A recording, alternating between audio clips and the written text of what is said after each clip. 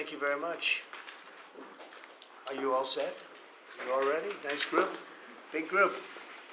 But I want to thank you all for being here as we prepare to celebrate Labor Day, when we honor the incredible, hardworking men and women of our country, which is doing very well, I have to tell you. Every policy of the Trump administration is designed to lift up the American worker, promote great-paying blue-collar jobs, and to rebuild the industrial bedrock of our nation. It's also obviously for great defense. We have the greatest military in the world. We rebuilt it largely in my first term. Some of it was stupidly given away to Afghanistan. For what reason? Nobody could figure that one. But it was still a relatively small amount of what, if you compare. The concept of what they did, however, is just incredible. But the country is doing well. We're respected all over the world like never before, probably. We went to NATO, as you know, and they went from 2% to 5% of GDP. Nobody expected that, and the difference is they didn't pay the 2 and they paid the 5. So, and as you know, we are selling a tremendous amount of equipment to NATO. We're not spending any money; we're making money. But I don't want to talk about making. I want to talk about we're no longer involved with funding Ukraine, but we are involved with trying to stop the war or the killing in Ukraine. So we're selling missiles and military equipment, millions and millions, and ultimately billions of dollars to the NATO people, where I'm very friendly and we have a great relationship. But that was an amazing trip. So they're funding the entire war. We're not funding anything. I think it's an important point to make, because a lot of people don't understand that. And we will continue to do that, and we're trying to get as much as we can for them. They want the American product. The American military product is by far the best in the world, and that's what they want to get. They have lots of options, but that's what they want to get. So the factories are doubling up and tripling up, where they make the Patriots and other really, you could say, defense and offensive weapons. The wages for blue-collar workers are now rising at the fastest rate in 60 years, which is so important to all of us around this table. The average American worker has already seen a $500 wage increase this year, and there's no inflation, because there's been decreases, tremendous decreases, with thanks to Doug and Chris, some of the people, the great job they've done with energy. Thank you very much. And Chris, thank you very much. I see you down close to $60 a barrel, and you'll be breaking that pretty soon, and that has a huge impact. So we have groceries are down, energy is way down. Energy is way down. It was $4 and $5 for a gallon of gas. Think of that, for gasoline, and now it's probably $2.25. There are some places it's $2. It broke $2 at a couple of locations in the South. In places like California, where they charge such high taxes, it's higher, but it's still much lower than what it was a year ago. So energy's way down, groceries are way down, eggs are way down. Thank you very much, Madam Secretary. You've done a great job. Appreciate it. When we came in, the eggs were through the roof. They were 4 times higher than they've ever been. And my first question from you people, what are you going to do with eggs? I said, what's the problem with eggs? That was caused by Biden, or whoever was operating the auto pen actually caused it, I guess, because I don't think he knew too much about eggs. Factories are booming compared to before I took office. Domestic auto production is going to be, it's going to be so thrilling in 2 years when you see the numbers, because they're building plants all over the country. They're all coming in because of tariffs. They don't want to pay the tariffs. And if they build their plant here, they don't pay the tariffs. And they're pouring into our country, and you know about AI and you know about but the auto plants, that's the good old-fashioned stuff that I love. The auto plants are pouring into the United States of America. They're coming from Mexico, they're coming from Canada, and they're coming from Europe, all over Europe. And it's been pretty amazing. So factories are booming. And when they actually open, right now they're booming in terms of construction.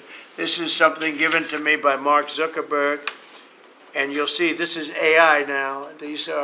I never understood. I said, well, because I built shopping centers, and for $50 million, you can build a very nice shopping center. So I never understood when they said 50 billion for a plant. I said, the hell kind of a plant is that? But when you look at this, you understand why it's 50 billion. So this is one he's building in Louisiana. That's Meta, Facebook, as people understand it to be. But look at that, that's the size of Manhattan. So that's superimposed over the island of Manhattan. It takes up a big part of Manhattan. I think they say 81% of Manhattan. So these are big things, and they're going up. A lot of them are going up now. I don't know that big. Actually, Mark is building 4 of them, and others are building similar places. And when these things open up, I'll tell you what, our country, we're leading China now in AI, substantially leading China. And the reason is because we're letting them build their own electrical facilities. We would need double the energy that if you take all of the electricity that we produce right now in this country, you'd have to multiply it times 2 or maybe 3 times. So 3 times more than we have right now for everything, to operate your toaster and everything else, okay? 3 times more. And the way we are able to succeed, because China goes out and builds these massive plants. They're right now building 58 coal, in this case, almost all coal-fired plants. And coal is back with this country too, by the way. You know, there's a reason they use it, because it's good. It works for them. And we call it clean coal. We don't call it coal. We call it clean, even very clean coal. But we have coal going up. We have nuclear going up. Nuclear is very much in vogue now. It's safe and inexpensive and great. We don't allow windmills. We're not allowing any windmills to go up. I mean, unless there's a legal situation where somebody committed to it a long time ago, we don't allow windmills. And we don't want the solar panels that I was speaking with the secretary about, because they take up, you know, thousands of acres of our farmland. You see these big, ugly patches of black plastic that comes from China. And the solar is, you know, I like solar in some ways, but for firing up your big plants, it doesn't work. It's very unstable, but it really takes up your farm. The farmers are saying, you know, they're building these massive blotches in the middle of the fields all over the country. It's so crazy. It's so crazy. So we're not heavy into that at all. And windmills, we're just not going to allow them. They're ruining our country. They're ruining everyone. If you look at, I hate to mention countries, but you look at the UK, what's happened at UK, they have energy costs have gone through the roof. It's because of wind. They want to do everything, close up the northern parts of the country. They have oil. It's tremendous. And they closed it up, and I tell them, you're my friends, but man, you're going to have a bad awakening very soon. It's going to be very bad. They're ugly. They don't work. They kill your birds. They're bad for the environment. And if you look at them from a house, your house is worth less than 50%. So I'm trying to have people learn about wind real fast, and I think I've done a good job, but not good enough, because some countries are still trying, and they're destroying themselves. Those are countries that are really destroying themselves. I hope they get back to fossil fuel, because right now, Chris, whether we like it or not, fossil fuel is the thing that works. And then you can add nuclear with it and other things, but fossil fuel is what works if we're going to fire up those big monster factories.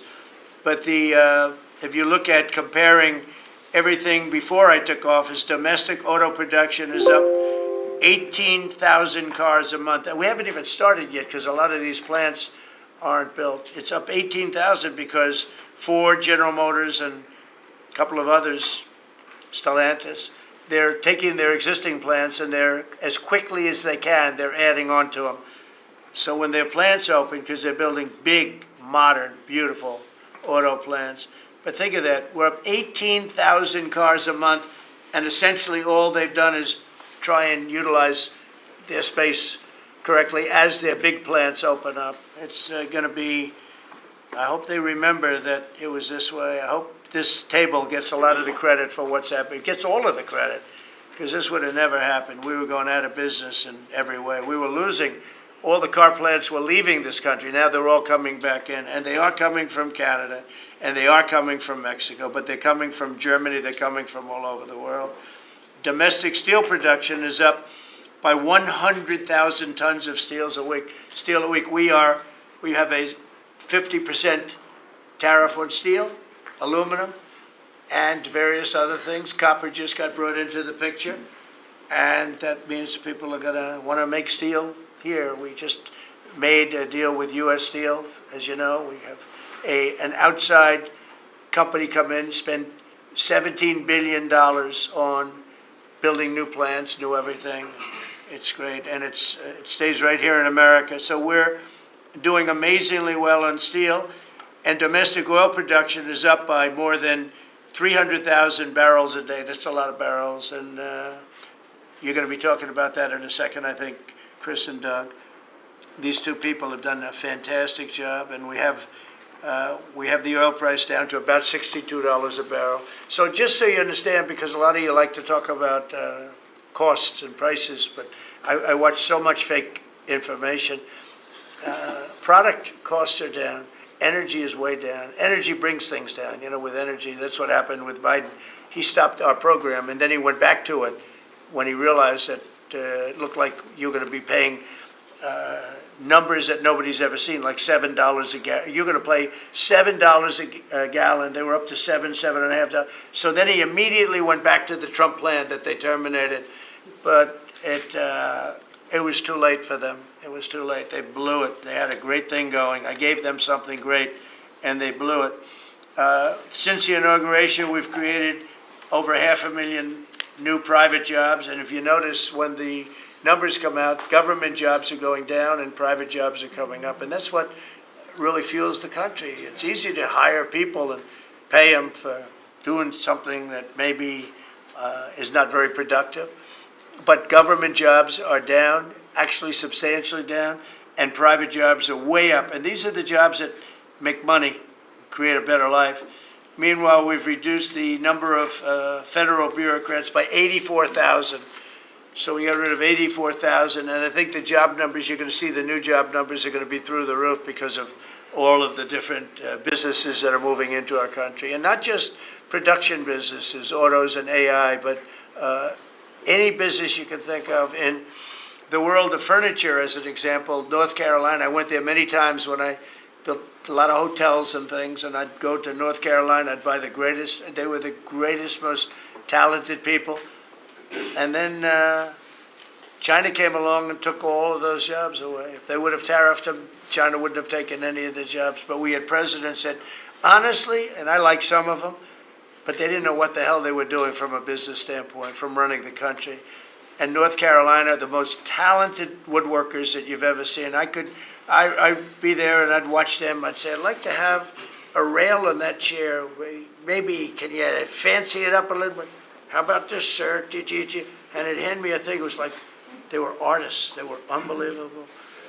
And that business was stolen from us by others, not only China, but by others. All of a sudden, you're ordering your furniture from China. It was not even close to being as good, but they couldn't compete with it. If we would have said it costs 100% or 200% tariff, you wouldn't have lost one job. It's so sad. But we're going to rebuild North Carolina furniture and other places, South Carolina too, to a lesser extent.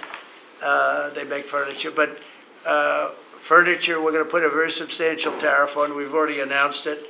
It'll be done pretty quickly. And when that happens, everyone's going to start. I just tell you, North Carolina, go out and start getting the grandchildren and the children, start teaching them, because some of those incredible artists that I knew as young people, they're older people now, but they still have the talent and they have time left, but they're going to be teaching their sons and their daughters and their grandchildren, and it's going to be a beautiful thing to see. It's going to happen like magic. It's going to happen without question. It's not like, gee, I hope it happens. It's going to happen. The results of Ford that just announced it's going to create 4,000 new jobs, American jobs. Hyundai, 14,000 jobs. General Motors is moving production of the Chevy Blazer and Equinox from Mexico back to the United States where it belongs. Don't forget, we lost 55% of our auto production over the last 35 years. 55%. We were the auto capital of the world. Like there was nobody even think about challenging us. We lost 55% of it to Mexico, Canada, China, a lot to China, and other countries. And it's all coming back. We will be bigger couple of years, we'll be bigger than we ever were. We'll be more dominant. We'll be bigger. We make great product, too. We're starting to make really great product. We're going to be bigger than we ever were. We're going to be at the level that it was when we were the only one that really, we sold to the world. And we're going to be back selling to ourselves and other parts of the world. It's not going to be the same, but it's going to be equally as important as it was in the heyday 30 years ago. But we lost more than 50% of the automaking capacity. In fact, the unions, the auto unions, as you know, the top guy didn't know me, didn't like me, and now he likes me. He says, man, I can't believe what Trump has done. But the auto workers voted for me. They understood better than anybody else. The auto workers, the Teamsters voted for me. Teamsters are great. They all voted for me. No Republican has ever gotten the support of the Teamsters and the auto workers. And now the head of the auto workers have been so amazing. I watch them on television there. They can't even believe what happened. And I told them all what was going to happen. We secured new market access for American agricultural exports all over the world. Our secretary is doing a great job. Thank you, Brooke. And we have negotiated historic trade deals with the United Kingdom, China, Indonesia, Vietnam, the Philippines, Japan, South Korea, who was here yesterday, and the European Union. Foreign nations are now paying hundreds of billions of dollars straight into our treasury, and numbers that nobody's ever seen before. As you know, we made trade deals with a lot of countries, and many of those countries, just to be able to sit at the table, are paying us hundreds of billions of dollars. We made a trade deal with the European Union. They were rough on us for a long time, and now we have a very good deal. We made that with them. Trillions of dollars is coming into our country. Trillions. Far beyond billions, trillions of dollars. Wouldn't you say, Scott? Yes, sir. And in a short period of time. They have to buy $750 billion worth of our energy product. Energy is great. We have more than anybody else, and we're using it. But the European Union is a done deal, and Japan is done. I heard there was a problem with South Korea, but we met yesterday, and they're done. We didn't do anything. We just kept the same deal. He honored the deal. They wanted to see if I don't even want to say it, but they wanted to see if they could do something. But they honored the deal, which is nice. And we cut the previous record-setting trade deficit, I hear just came out. We cut it in half already. We haven't even said, we've only been here really for a few months because, you know, it takes you a little while to fix up the Oval Office and do those things, prepare for the battle, right? So we really only been here for a very short period of time, and we cut the trade deficit in half. Is that right? That's a fantastic. I didn't even think we were going to do that. And remember, these are things that are being built. These things are, you know, all these numbers up here, they're not open yet. When they open, you're going to see things happen in the United States that nobody's ever seen before, including our country in its heyday. And I had the greatest economy in the history of our country my first 4 years, despite COVID, which was a very unfortunate situation for the whole world. We did a great job with it, never got the credit for the job we did. Operation Warp Speed, people say, is one of the greatest achievements ever in politics or in the military, because it was almost a military procedure. But everybody, including Putin, said that Operation Warp Speed, what you did with that, nobody can believe it. And we did a great job. But it was a horrible pall over our country. We had a very dark cloud over the world. That was a very, very bad thing that came out of Wuhan, which I said it came out of Wuhan. That's where it came from. And China suffered greatly, but everybody did. But we did a good job with that, as good as you could possibly do, and we came back, and now we're stronger than ever before. If I didn't win this election, this country was gone. I'm telling you, economically it was gone. None of the things that we're talking about would have happened. The whole world was robbing us blind. Friend and foe. They were stealing our jobs, our money, our factories. They were stealing everything. We would have been a shell. We would have been a bankrupt, broken shell. And that's the way it is. But we're doing just the opposite. Stronger than we've ever been. Last month, in a landmark achievement, I also proudly signed the largest working class tax cuts in American history. So the bill that I'm not going to use the term great, big, beautiful. That was good for getting it approved, but it's not good for explaining to people what it's all about. It's a massive tax cut for the middle class. It's a massive tax cut for jobs. And it's, I mean, think of it, no tax on tips, no tax on Social Security. So seniors, I don't know how you can vote for anybody else. And, just think of that. And no tax on overtime. So you work overtime, you don't have to pay tax on overtime. That's good. The Democrats don't know what they're going to do. So they have, like, this soundbite. They have all these sound bites. They send it out. I don't know. Some guy sends out a word, and everybody uses it, including the fake news. Some of you are here right now. I'm looking at you. And it's death. They use the word death. No, it's actually life. It's almost like a newborn life. It's not death. That's their soundbite. The bill is death. It's not. We strengthen Social Security. We strengthen Medicare, Medicaid. The job we've done on Social Security is, if the Democrats got in, Social Security is over because the country's going to fail. There won't be any Social Security. And I made that pledge to you. We're going to take care of Social Security, Medicare, Medicaid, and we're doing that in spades because the country is becoming so successful again. And it hasn't been this successful. I think in the end, it will never have been this successful. I don't think it'll even be close with what's happening. Every American is seeing a tax cut as a result of the bill. The average police officer will keep an extra $1,000 a year at least in overtime, and the average waiter or waitress will keep nearly $2,000 extra in the fact that they would have had to pay that kind of money on tips. And I never realized that the government was so strong on that. But waitresses, waiters would tell me that the government would go after them. Like it was horrible. That's how it all started with me. It just was incredible. And the biggest thing was, again, the $4 trillion that they found. They said, well, that was nice. They should have announced it. I could have told them that. And I don't know. It should be simple. But a lot of people didn't understand it. Actually, a lot of good people didn't understand it. But now they're saying, Trump was right. They've never seen anything like this. And I don't know what it is, Scott. They didn't understand what we were trying to explain to them was going to happen. Everybody's moving back to the United States because they don't want to pay a tax. If they're not here, they have to pay a tax. And it didn't seem that complicated, but it's working at a level that nobody can imagine.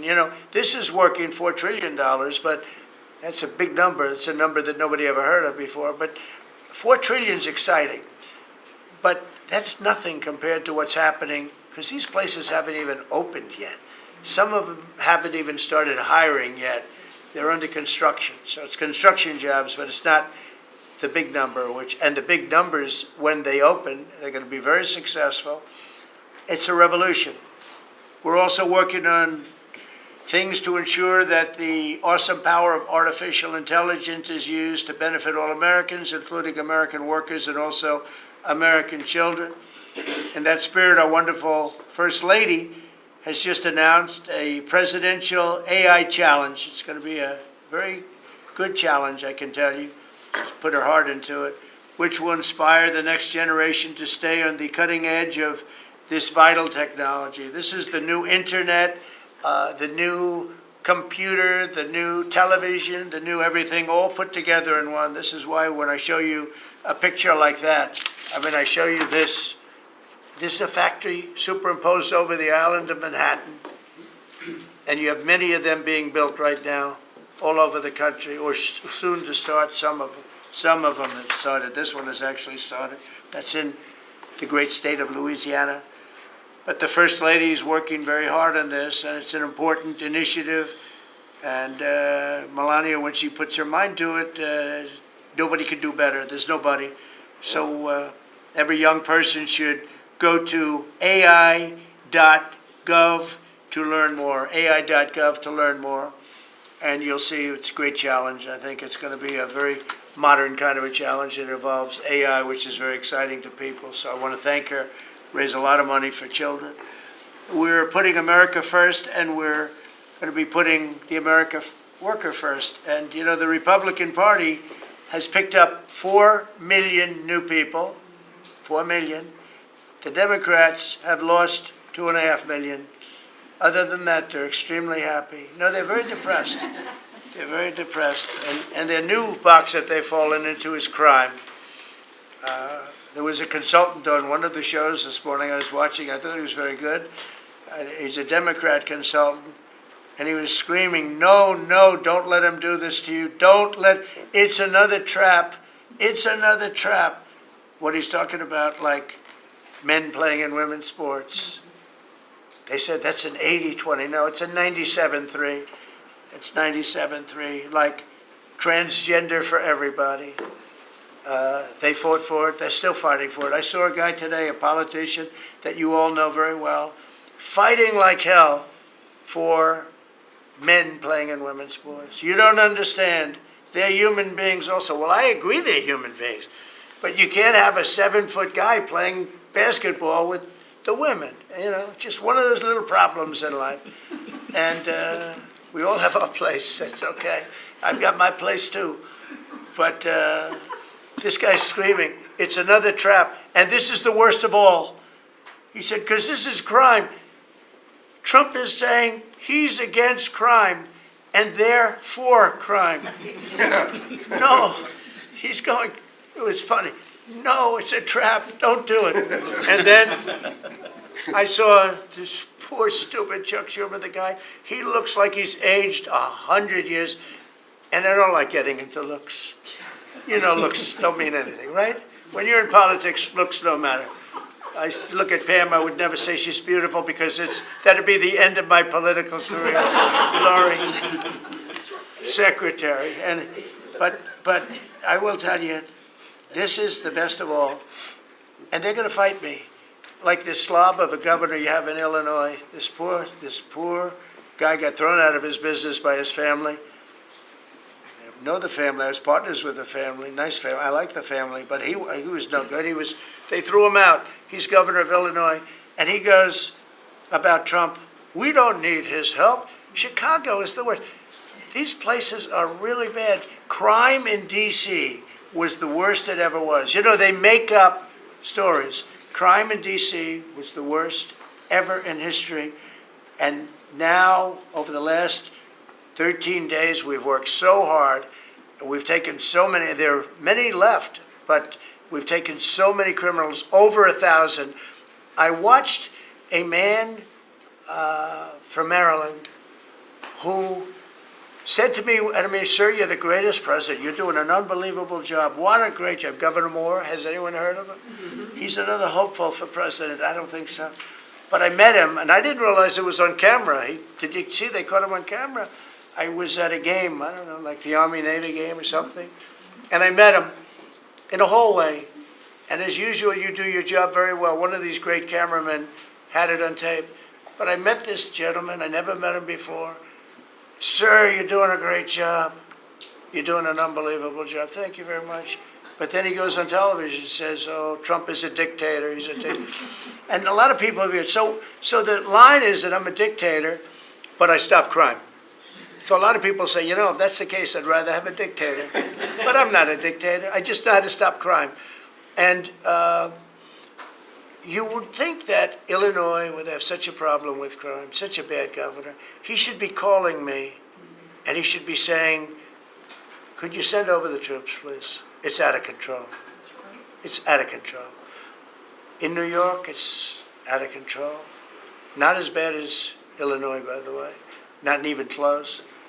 In California, you would have not had the Olympics had I not sent in the troops, sent in the National Guard. They did a fantastic job. We have the Olympics. We have the World Cup coming. I got them in my first term, and I was really sad because I said, oh, boy, I got them, and I won't be president. And little things happen. Thank you, God. Thank you. No, little things happen. Think of it. You could ask Johnny. Johnny would tell you, he's the head of World Cup. He's a great guy, too, great commissioner. But he's the head of the World Cup.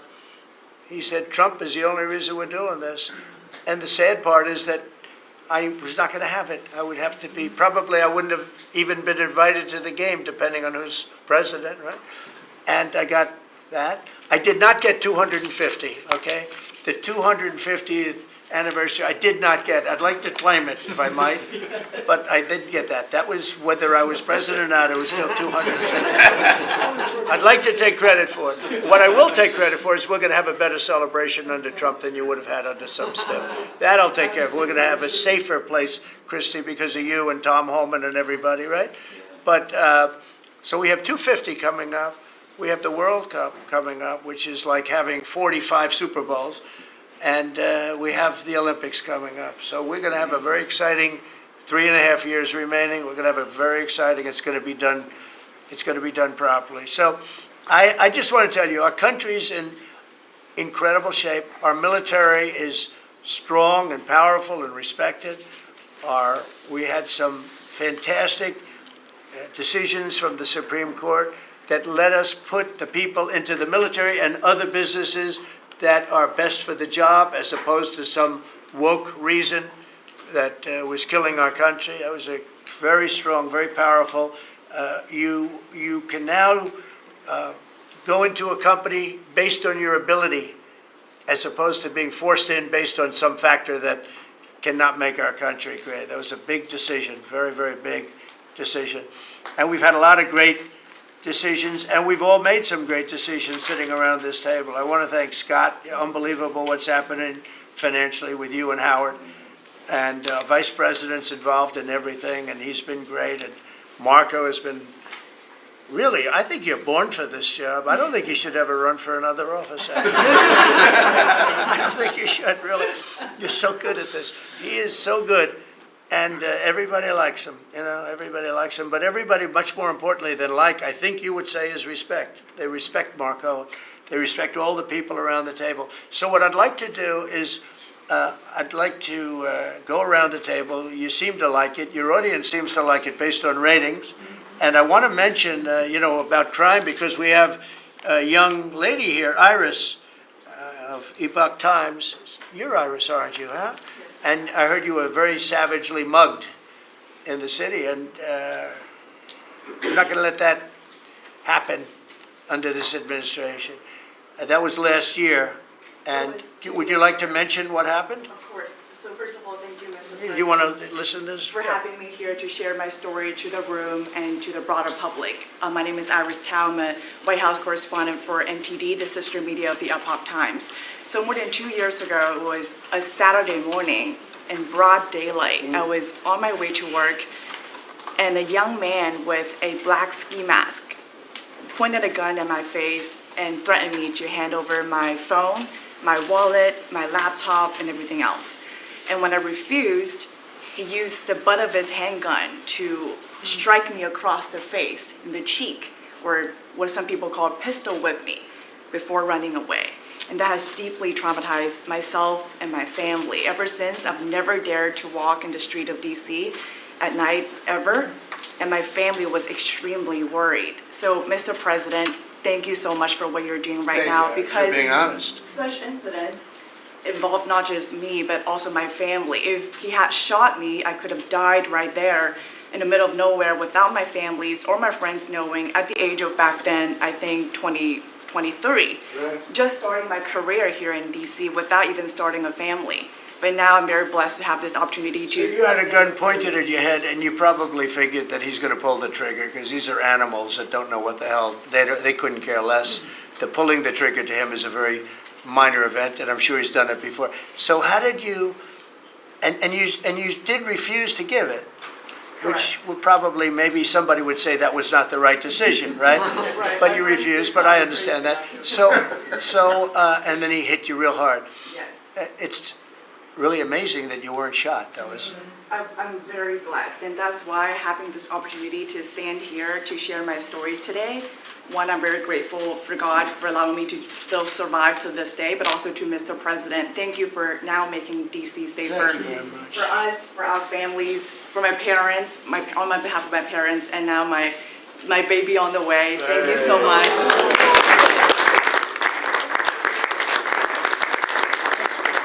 And there are other reporters and journalists, good people, and you don't have to say it, but that have also been attacked violently. And not violently, too, pretty badly. but, and I bet you see a big difference on the streets right now. And this is only 12 days, but people are telling me they're going out to dinner now. They haven't, I told my friend, but I have a lot of friends that are going out to dinner all the time now in D.C., and they weren't doing it 12 days ago. They would never even think. One of my friends went out 5 times. It was 4 times the last time I told. Now it's 5 times.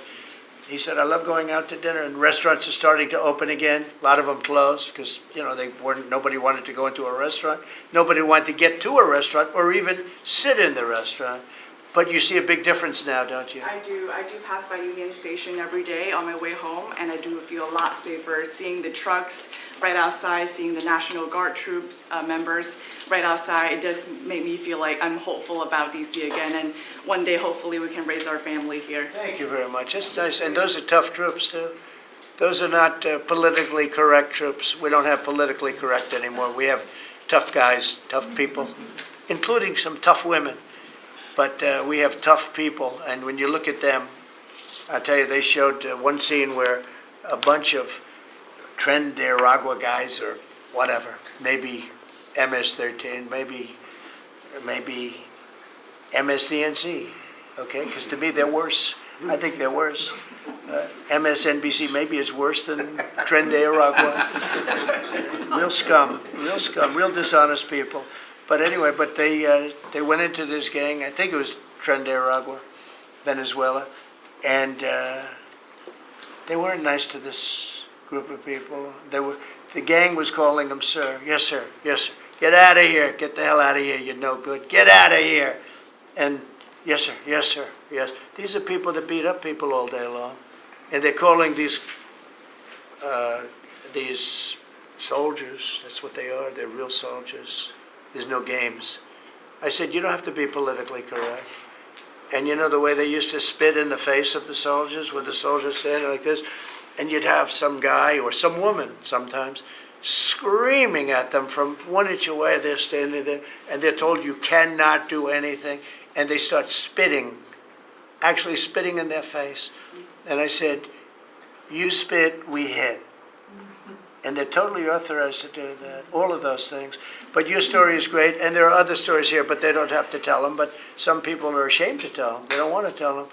But it was like a jungle, and it's not a jungle anymore. And it's going to get so good that this will be the safest capital there is. It'll be one of the safest places in our nation, anywhere. And right now it's one of the most unsafe places, but not now. 12 days ago, it was the most unsafe place in our nation. And they have to stop issuing false crime numbers because, I heard the mayor, and I like the mayor, fine.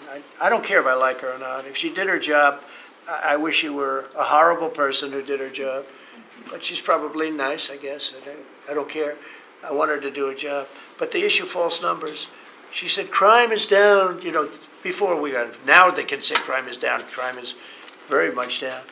But what they did is they issue numbers. It's the best in 30 years. Not the best. It's the worst. It's the worst. It's much worse. And they gave phony numbers. And then they fired the man who didn't want to write the phony numbers. He got fired.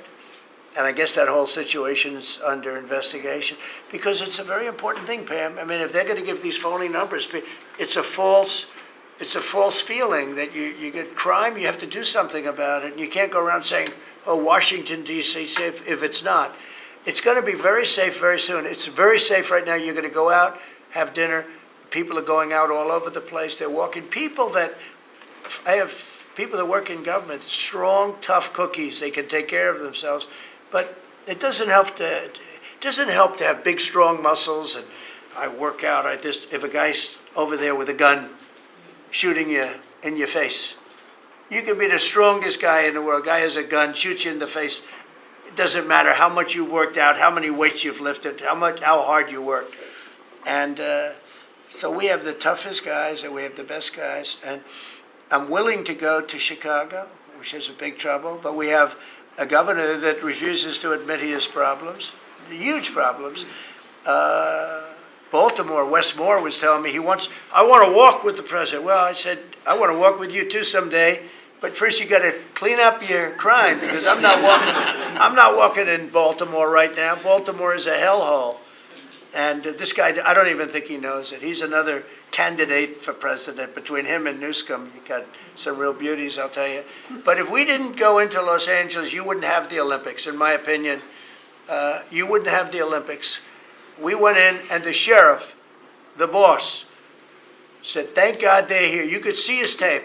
He said, we were not able to control what was happening. That was the sheriff. And he said it loud and clear. And, they're suing us for going in and cleaning up crime. And yet their own sheriff said, on the first or second night, he said, we could have never handled. That was going to be, you were not going to have the Olympics or the World Cup, because that would be, there wouldn't be anything left. They shouldn't have lost 25,000 houses.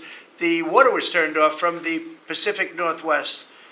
And I was after them in my first administration, turn on the water, turn it on. Nobody could have believed this could have happened. But they had no water in the fire hydrants. They had no water in the sprinkler systems that people put up in their ceilings. There was no water.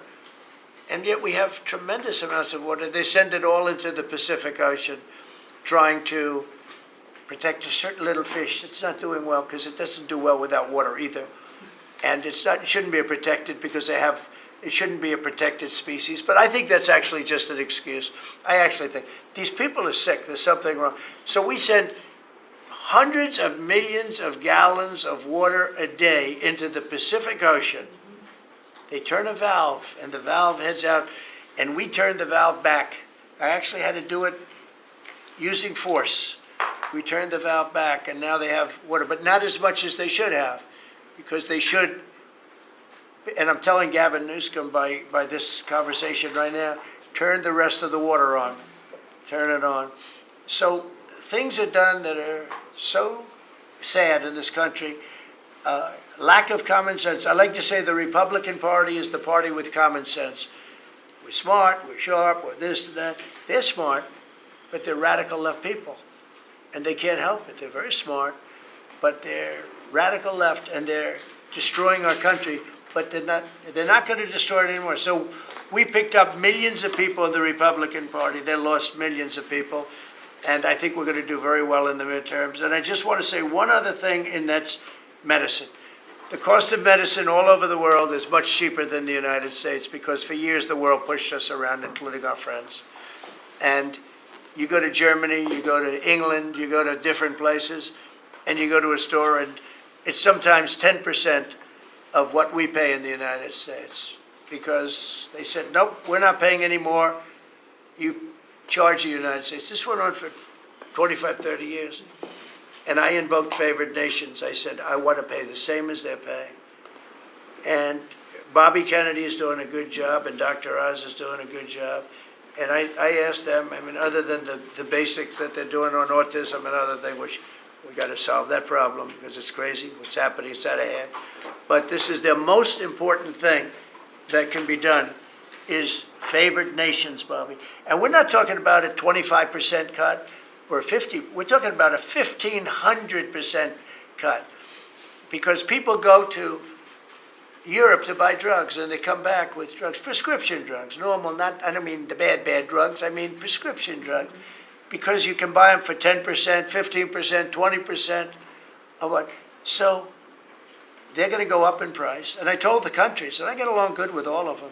I mean, you could ask anybody, I get along good with all of them. But I said, I told them, I said, you're going to go up a little bit, because it's the world. It's the world. So more people in the world than we have. We're going to go down a lot, and they're going to go up a little. And it's called equalization. We're going to have equalization. So we pay the same price as the lowest drug sold anywhere in the world. And I think, Bobby, that's going to happen pretty soon. The companies are ready for it. They had to go for years. I was with a very great gentleman from Eli Lilly. I think he's an incredible executive. I'll mention the company, and I'll mention him, because we had this argument my first term, and then we had it in my second term. In my second term, I wouldn't stop until I won the point, and he threw up his hands. He says, you're right, I can no longer defend it. I can no longer defend that a pill that's made by Johnson & Johnson in a factory, in the same factory, in the United States versus a place in Europe or other places, including Canada, by the way, you could buy it for 10% or 15% or 20%, the cost of what we're paying. Where we'd pay 5, 6, 7 times more money. He said, it's the hardest part of my job defending that. I'm not going to do it anymore. I'm saying that we have to get down to business. And that's a great company. He's done a great job, and I appreciated it. And it really broke the ice because they were sending, well, we have to do research and development. Well, you have to do it for Germany and all these other countries too. Well, they think the United States should bear it. I mean, I heard this stuff and I finally said, it's over. Now, you have to have somebody that can get these countries to do it. I told them, if you don't do it, we're going to charge you a 25% tariff on everything you send into our country. That's much more money than what we're talking about. Then we have to get the drug companies to do it, and they'll do it because we have tremendous power over the drug companies too. So we're going to get it done. I just hope we get it done fast, Bobby, because this thing should go fast. But we're going to get the cost of medicine is going to be 1,000%. Think of that. Not 2%. And I just tell this last story. When I was in my first term, in my last year, I was so proud of myself because drug prices went down for the first time in 28 years under my administration. You know how much it went down? 1/4%. And I was so proud of that.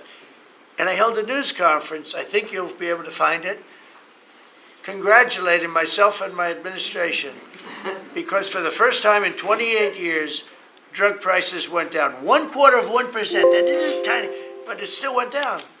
And I thought it was great. And then I realized, it's a very complicated business and formula. You got to be very smart. I said, we're really getting ripped off by the whole world. The whole world is ripping us off. And what happened is I got on this kick, and I got the drug companies to agree, and I got countries to agree. And they're not agreeing because they think I'm a nice person. They're agreeing because I will put charges and costs and tariffs onto them that will be many times more than what they're going to be paying. So the companies are there and the countries are there, and we got to get it done, Bobby. We got to get it done, and we're going to have the biggest price of it. Now, that's going to lower Social Security, Medicare. This is going to lower everything because drugs go for everything. It's going to have the biggest impact, I think, of anything that can possibly be done. But your costs are going to be going down for medicine, for prescription drugs, will be going down at levels that nobody ever thought possible. And that's going to happen in a matter of a very short period of time. Very short. And we're all set with the countries, and we're all set with the companies. That's all you need, the two. And the middleman gets cut out. Under this scenario, the middleman doesn't exist anymore. That was the other thing. They always blamed the middleman. I said, who are the middlemen? Nobody knew who the middleman was. That's right. They had the most complex formula. It was genius, but they didn't get away with it. So I'm counting on Bobby. Do you want to start, Bobby? Maybe we'll start with you. You can start with that and then go on to what we're talking about. We are deep into MFN negotiations, most favored nation status negotiations with 14 companies. Howard Lutnick is a breath of fresh air, and I think he's going to help us get across the finish line with the leverage that we have from there. They're smart.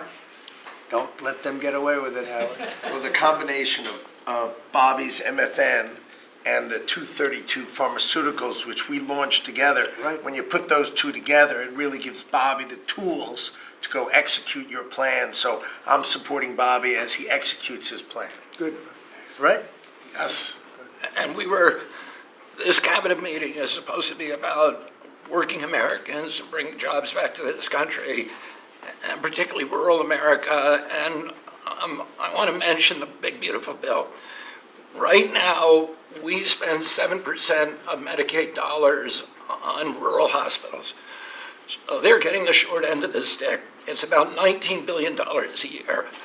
Under the Rural Transformation Program, we give them an extra $10 billion a year. So we're raising an infusion of cash to rural hospitals and rural communities by 50%. It's going to be the biggest infusion in history, and it's going to restore and revitalize these communities. And we can't survive as a nation if we don't honor our rural communities, which are the source of our values, our virtues, our character, our economy, our food. And you are bringing that back. You are bringing those communities back. I wanted to talk, because you mentioned the wind farms, we now have an interdepartmental coalition, a team, which is Doug Burgum and Howard Lutnick and Chris Wright and Pete Hegseth. We're all working on this issue. And Lee, sorry, Lee. We're all working together on this issue. We're meeting together. There are right now 11 wind farms planned that were launched during the Biden administration. Between Maine and Virginia, it's 1,130 towers. These towers are twice the size of the Washington Monument. The blades on them are... They're massive. It's so crazy. The blades are 350 feet long, one blade. One of these blades blew up on Nantucket last summer, and the water was filled with shards of glass, of sharp glass, so it was dangerous to swim. They had to close the beaches, but they have indemnified themselves so the local communities can't sue them. None of these projects are bonded. If you build an oil derrick in the Gulf, you got to put a bond down. There's no bond for dismantling them, and that's one of the tools that Doug is now using to challenge some of these projects. None of the cost of energy from these projects is 39 cents a kilowatt hour.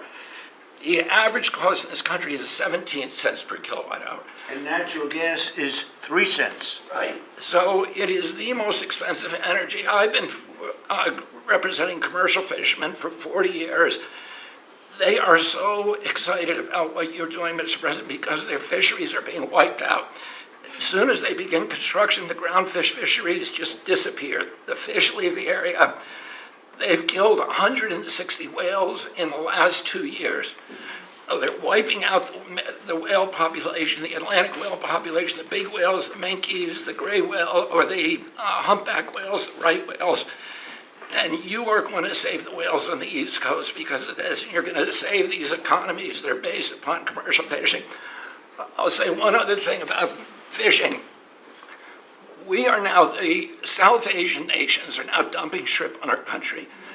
The shrimp is heavily contaminated. We just stopped a shipment that was contaminated with cesium-157, which is radioactive. They're farming these shrimps, and they use bactericides and antibiotics and all kinds of chemicals, and the shrimp are so contaminated that the European nations won't take them, so they're dumping them all here, and they're putting out of business. We have the most sustainable, highly regulated fishery in the world. What our fishermen do is a good thing. And all of the trawlers in the Gulf and Alaska are being shut down because we're getting shrimp dumped here. So we have now increased FDA inspections of shrimp to make sure that Americans are not buying and eating contaminated shrimp and putting our shrimpers out of business. I talked just very briefly, we have an historic agreement on pre-authorization. We brought together 80% of the insurance industry, which has agreed to, for 80% of diseases and injuries, to give immediate pre-authorization so that when you go to your doctor's office and he prescribes you a new knee or whatever it is, you will immediately know whether your insurance company is going to pay for it. This is an historic agreement. People have been trying to do it for decades, and we, because of your leadership, brought the insurance industry together and got them to voluntarily agree to do this. Similarly, we made another historic agreement with personal health records. The 60 biggest tech companies in our country have all agreed to allow Americans for the first time access to their personal data, which they own, which these companies have been monetizing without permission. You're going to be able to see by next year all of your health records on your cell phone. It's going to save lives. It is going to fuel an infusion of technology into that space where people can access those records. They can compare their diet to what they personally need, and we'll have personalized medicine. We are doing price transparency. You passed this during your first term, and then the Biden administration refused to enforce it. We've now brought at HHS, under your leadership and my leadership, more enforcement actions than during the entire 4 years of the Biden administration. So we're going to have that kind of price transparency. I'm working with Linda on forcing medical schools and the MCATs, the people who administer the MCATs, the people who do accreditations, to put nutrition into medical school education. Right now, 25% of the doctors in this country do not feel competent to give nutritional advice. 70% of diabetes cases can be reversed or ended if you just change people's diets, and the doctors don't know how to advise it. They only know how to prescribe the drugs. We're going to change that, so if you come out of a medical school under the Trump administration, you are going to know about diet. And then finally, most importantly, the Pete and Bobby challenge. I want to give an update. I got 5 minutes and 48. It's 100 push-ups, 50 pull-ups, and you try to do it within 10 minutes. I got 5 minutes and 48 seconds. Pete beat me. I'm still bitter at that. 5 minutes and 25. The cabinet leader is Scott Turner. Despite a dislocated arm. That's He good. got 5 minutes and 15 seconds. I'm waiting for reports from the rest of the cabinet. The only exemptions currently existing is if you can hit a 50 at Bedminster, which President Trump did with Bryce and DeChambeau, so he's the only one exempt in this room. Everybody else will go That's great, Bobby. Bobby, autism, if I could, I don't want to go too long because we have a lot of people, but the autism is such a tremendous horror show, what's happening in our country and some other countries, but mostly our country. How are you doing on that? We are doing very well. We will have announcements as promised in September. We're finding certain interventions now that are clearly, almost certainly causing autism. And we're going to be able to address those in September. It's such a big day. I'm looking forward to that day because there's something wrong when you see the kind of numbers that you have today versus 20 years ago. And those numbers, what are those numbers, Bob? In 1970, the biggest epidemiological study in history was done in Wisconsin. They looked at 900,000 children, and they were looking for autism. They knew what it looked like, and they were very, very precise about it, and they found an incident rate of 0.7, in other words, less than 1 per every 10,000 children. Today, our most recent numbers are 1 in every 31 kids. It's probably actually much worse than that because California, which has the best collection system, is reporting 1 out of every 19 children, American children, has autism, 1 in every 12.5 boys. So it's gone from less than 1 in 10,000 in 1970 to 1 in 12.5 boys Look at today. those numbers. So there has to be something artificially causing this, meaning a drug or something. And I know you're looking very strongly at different things, and I hope you can come out with that as soon as possible. We will. So 1 in 10,000, and now it's 1 in 31 or 34 or 12 if it's a boy. Can you imagine that? 1 in 12. That's for a boy. 1 out of every 12.5 It's boys. not even believable that could be. And that was 1 in 10,000 not so long ago. I've been hearing these numbers and they get worse and worse every year. There's got to be something. I think there's nothing, including favored nations and everything else, there's nothing that can be, if you can find out the reason that that's happening, and I know we're gonna do some things. I think it's. We will I think. have that answer I think for we. you. I think we maybe know the reason, and I look forward to that press conference, to be with you in that press conference. That's going to be a great thing. Thank you, Bob. You're doing a great job. Linda, how about it? And we want nothing less than $500 million from Harvard. Don't negotiate, Linda. They've been very bad. Don't negotiate. Go ahead. All of that's working. Well, Mr. President, thank you very much. Since we are focusing today on Labor Day, and I know that Kelly and Lori are both going to echo some of the things that I'll say as well, we are really focusing, on our workforce. But what I'm finding with great joy around the country is that states really are being innovative and working more with middle schools and with high schools to make sure that we are having hands-on learning, their pathways to jobs that are happening now. And if we see more and more of our community colleges working with our middle schools and our high schools so that high school students are graduating not only with a diploma, but a certificate that they have worked with, perhaps with a Toyota or another company that is coming in, public-private partnerships. And they're learning on the job so that when they graduate from high school, they're ready to go into the workforce, because we know with all of these wonderful jobs that are coming back into the country through AI, through just our normal jobs, that we need electricians, HVAC operators, et cetera. If we don't have this training, we're not going to have the workforce we need for all these wonderful jobs. So governors are really excited about this prospect. I've been now to several states and visited community colleges and tech schools with governors, and they're just all on board for getting this done. I think it's one of the best things that we're hearing relative to the job market. So we're just kind of focusing on that for today. So we're bringing education back to the states, to put it in a more simple fashion. We're going to let the states educate our children again. And, we're rated out of 40 countries, we're 38, 39, or 40. So obviously, it's not working what they've been doing for the last 30, 40 years. And if you go back, the best are like Norway, Denmark, Sweden, some of the other, Finland. They're very highly rated. If you go back to just take a look at anything you want to do, you just look at us in the past. If we gave Iowa or gave Indiana or gave, and I don't say every one of them, a guy like Gavin Newsom's not going to do well. Certain states won't do well. But even California, you cut it up into sections. You have Riverside, you have this, you have that. You cut it into 5 sections. And, if you had a good governor, you'd be able to do well. But certain states will be able to compete with Denmark, Norway, Sweden, and everyone. It'll be just as good.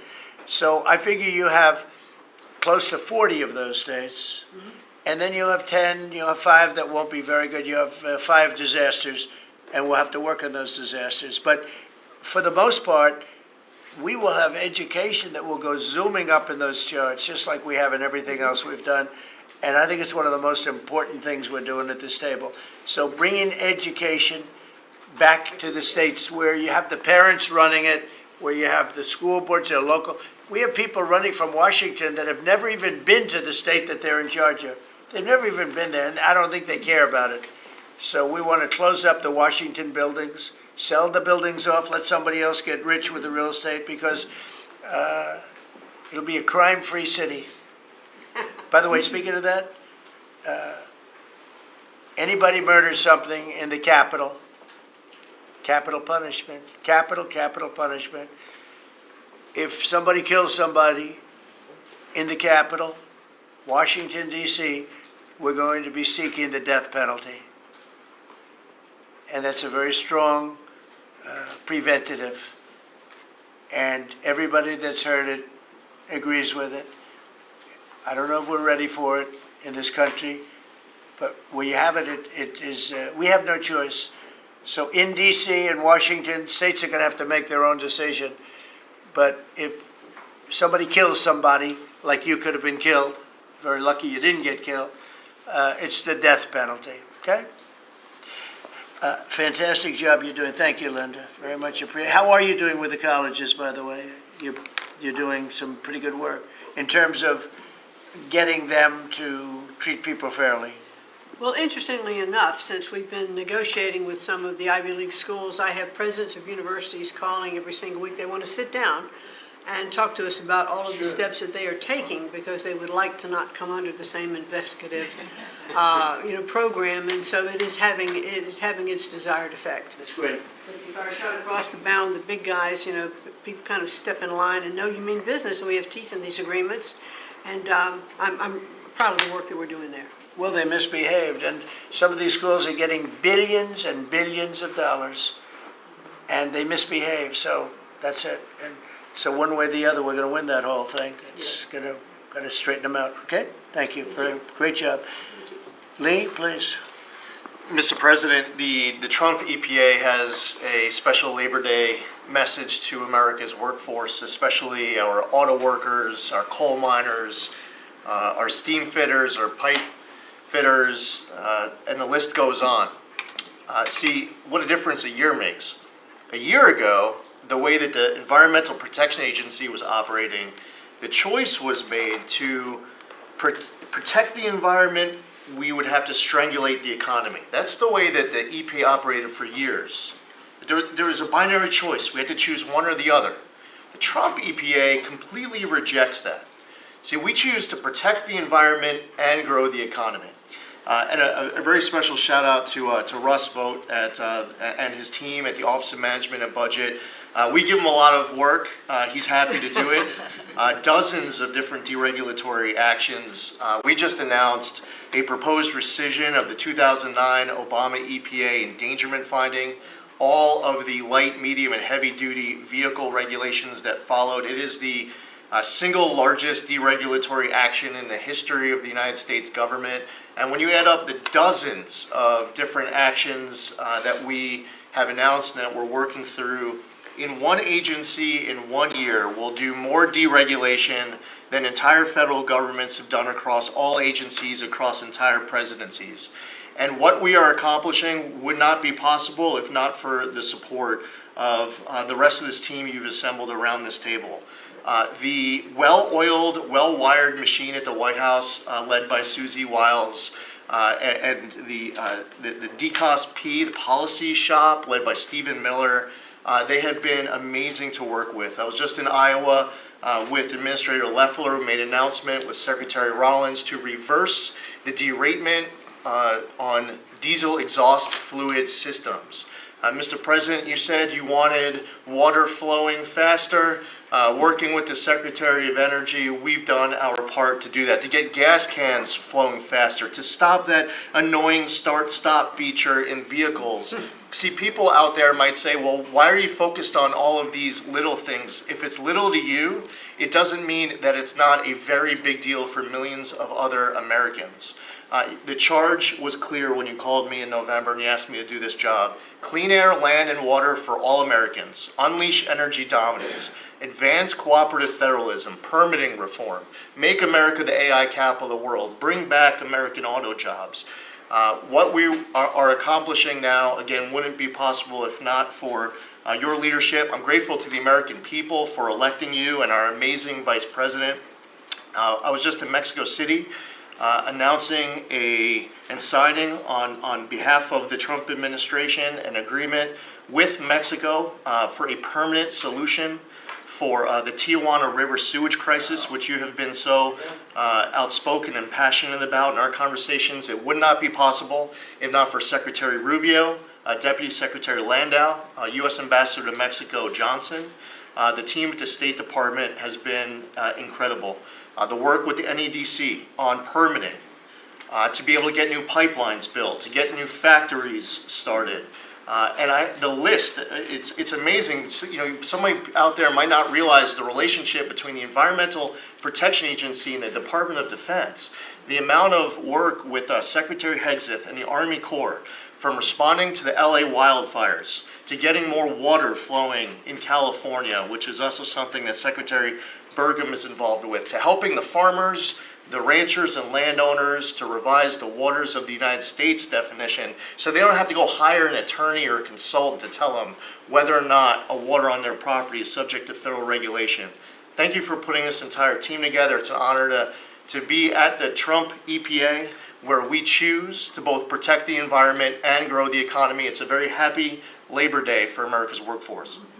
And Lee, in Los Angeles, if you could, because of the fires, Lee was there, and as you know, we have very strict federal rules having to do with the rebuilding of those houses. And Lee was able to get the approvals done for everybody immediately. It was so fast, nobody could believe it. And the mayor and the governor still haven't gotten their approvals. And they're going to have riots out there for that reason. These are great homeowners. They want to build a house. They can't get approved because you have the mayor, Bass, who has no idea what she's doing, and you have a governor who is just such a bad governor, and the people are unable to build their house. The toughest permit to get was the federal permit by far, and yet he got them all in a short period of time after the fire. How long did it take?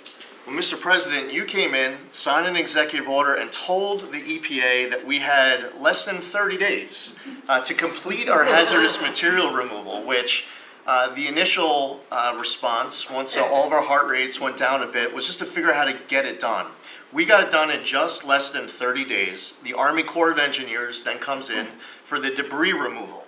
The federal government, in clearing over 13,000 properties that were destroyed because of these wildfires. We've got to the point today where property owners all across Los Angeles, they're grateful to the Trump administration. They're happy that we did our part, but they are desperate to rebuild. And there is not a single green light approval that they are waiting for from the Environmental Protection Agency. The EPA and the Army Corps of Engineers proudly have done our work. It's important for those local officials to let these property owners build on their land. It's their property. It doesn't belong to the mayor of Los Angeles. And they need to represent their people better. They're ready to build. When will they have their permits from Los Angeles? Here's the problem, Mr. President, is that they have been ready since the moment we were done with the federal part. I mean, I was visiting a week after. Actually, I thought my first trip was going to be to Los Angeles. However, the moment I got confirmed, the vice president said, "You're going to East Palestine right away." So that actually ended up being the first visit because the vice president's so passionate about that from the great state of Ohio. Then we went to Los Angeles from there. We're talking about the beginning of February, where we were meeting with property owners already. They were already all set up. They had the contractors. It was the beginning of February, and they were waiting for green lights from Los Angeles to be able to go onto their property and start rebuilding. Some of the same people who were waiting for a green light ready with the contractors at the beginning of February are still waiting now in the middle of August. Let these Californians rebuild. We're talking about also taking away some of the properties and building low-income housing on those properties. They're going to have problems like they've never had before. These people don't know what they're doing. So we have all our everything the federal government has to do was done long ago. They should have been. I went to a town hall with Lee, but we were there, and the mayor was saying it would take 2 years, maybe 3 years to get this approved. I said, no, not 2 years, 2 days. They should have it in 2 days. And I toured the site, and I met 100 homeowners, all standing in front of their site a couple of days after the fire, and they were ready to go right then. They wanted to just build right then. And the city won't let them do it. Los Angeles, I don't think it's that they won't. I think they're incompetent, okay, to be honest with you. I think they just don't know how to go about it. It is so badly run by Newsom and by Mayor Bass. Mayor Bass, she was in Africa during the fire. She knew the fire was starting to rage, and she decided to take a trip to Africa. These people are they're just bad. You know, you talk about make America great again. They can never make America great again, but we are doing that. Congratulations, you found some interesting things, Tulsi. She's becoming a bigger and bigger star every day. She found a lot of good things. Go ahead. Thank you, sir. As we approach Labor Day weekend here, this is just such a great opportunity really to recognize your leadership as a true champion for working people. And I know we'll hear, as we go around the table here, how your focus singularly on putting the well-being and interests of the American people first is that common thread that we're seeing in your policies being implemented across your administration. For ODNI, number one, our focus is and must always be making sure that our intelligence community is focused on our mission, keeping the American people safe, secure, and free.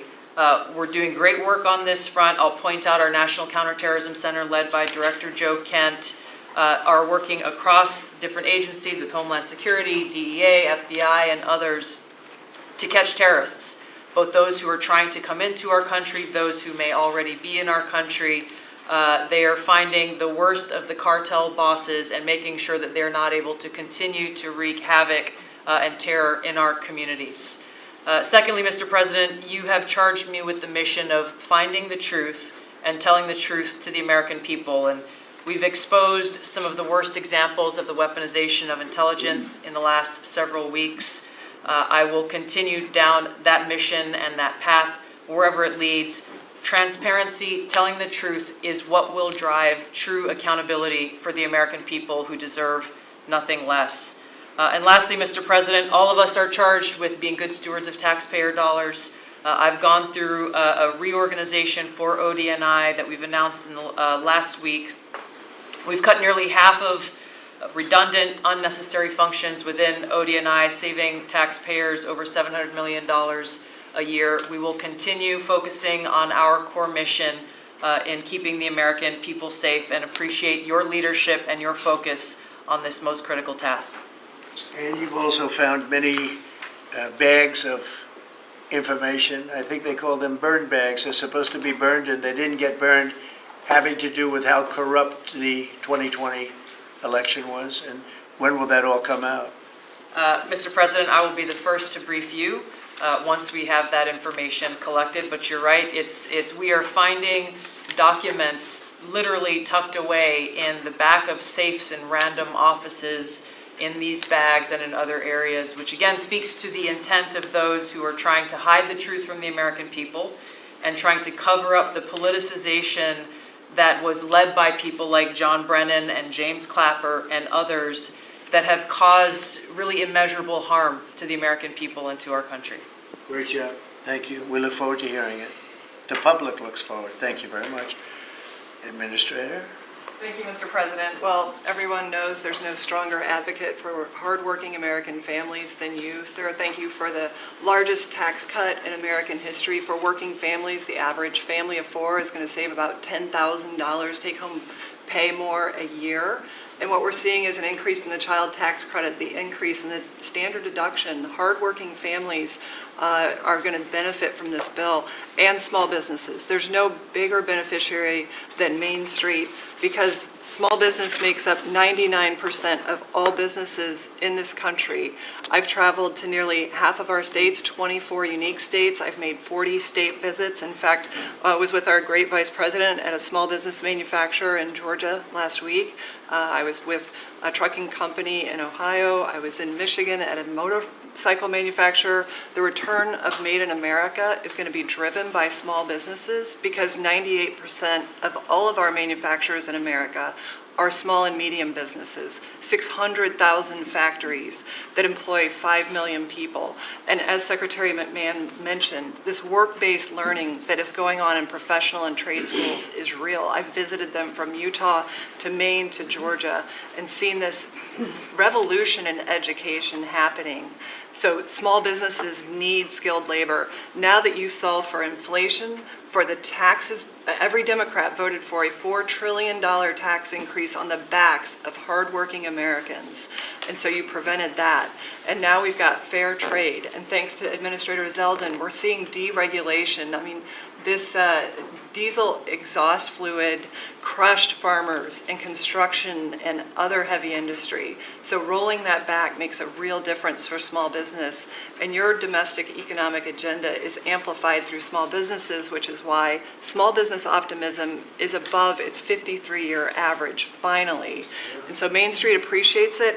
What Main Street wants now is a rate cut. They feel burdened by high interest rates. They would grow, hire, and expand more if they could, but the interest rates are really hurting them. And finally, I want to say thank you for your executive order on debanking. We're about to announce a major investigation on debanking. It happened to you and your family. It happened to me. It happened to thousands and thousands of Americans, and unfortunately, disproportionately on those that had conservative values, on Christians, on pro-life, on 2A businesses. And so we're going to be talking to the banks about that. The SBA operates the largest government business loan program in the federal government. We have a network of 5,000 banks, so we're going to be making sure that that never happens to anyone again. Great job. You're doing a great job. Thank you very much. Christy? Well, Mr. President, first of all, thank you for the opportunity to work for you. And You committed when you ran for president to make America safe again. And today, the average family and individual that lives in this country is safer than they've been in years because of what you've done. We've got 3 months in a row now with 0 illegal aliens coming into this country. And I want to thank Pete and the Department of Defense for all of their help. They're down at the border with us still, helping us keep that border secure and make sure we know who's coming into this country. You've arrested and brought to justice hundreds of thousands of illegal aliens, but criminals that have perpetuated violence against American people. Sir, you've had 1.6 million people voluntarily go home to their home countries that were here in this country illegally. Because of your strong message and you enforcing the law, they decided to go home on their own so that they could come back the right way someday and be American citizens. But what I think is one of the most remarkable statistics is that under Joe Biden's administration, 88% of new jobs went to foreign-born individuals. Under your administration, 2.5 Americans have jobs today that they didn't under the previous administration. And they have those jobs because you created opportunities. You made this country safe. You opened up the economy. You enforced the law. Now people can get up and provide for their families and go to work every day and be confident in that. And the last thing I would say is that it's incredibly important to know that every one of those illegal aliens that has gone home, they were costing us about $8,700 to $9,000 apiece in what they were taking out of our social programs, out of Social Security. You've saved this country billions of dollars, about $15 billion, just in what those illegal aliens were costing us in social programs. I've cut over 450 different contracts at the Department of Homeland Security. We're getting rid of corrupt ones that were not efficient for taxpayers, weren't focused on our mission of keeping us safe. And we've also renegotiated and brought in our biggest vendors and said you have to do better.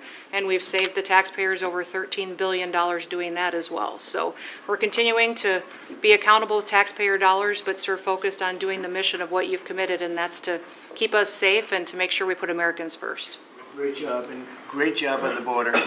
We had millions and millions of people coming in. To think 3 months in a row, 0. Incredible. That's some job. Thank Tom and everybody, and Pete, good job. Not surprised. Thank you very much. Chris, please. Chrissy. Sorry about that, Mr. President.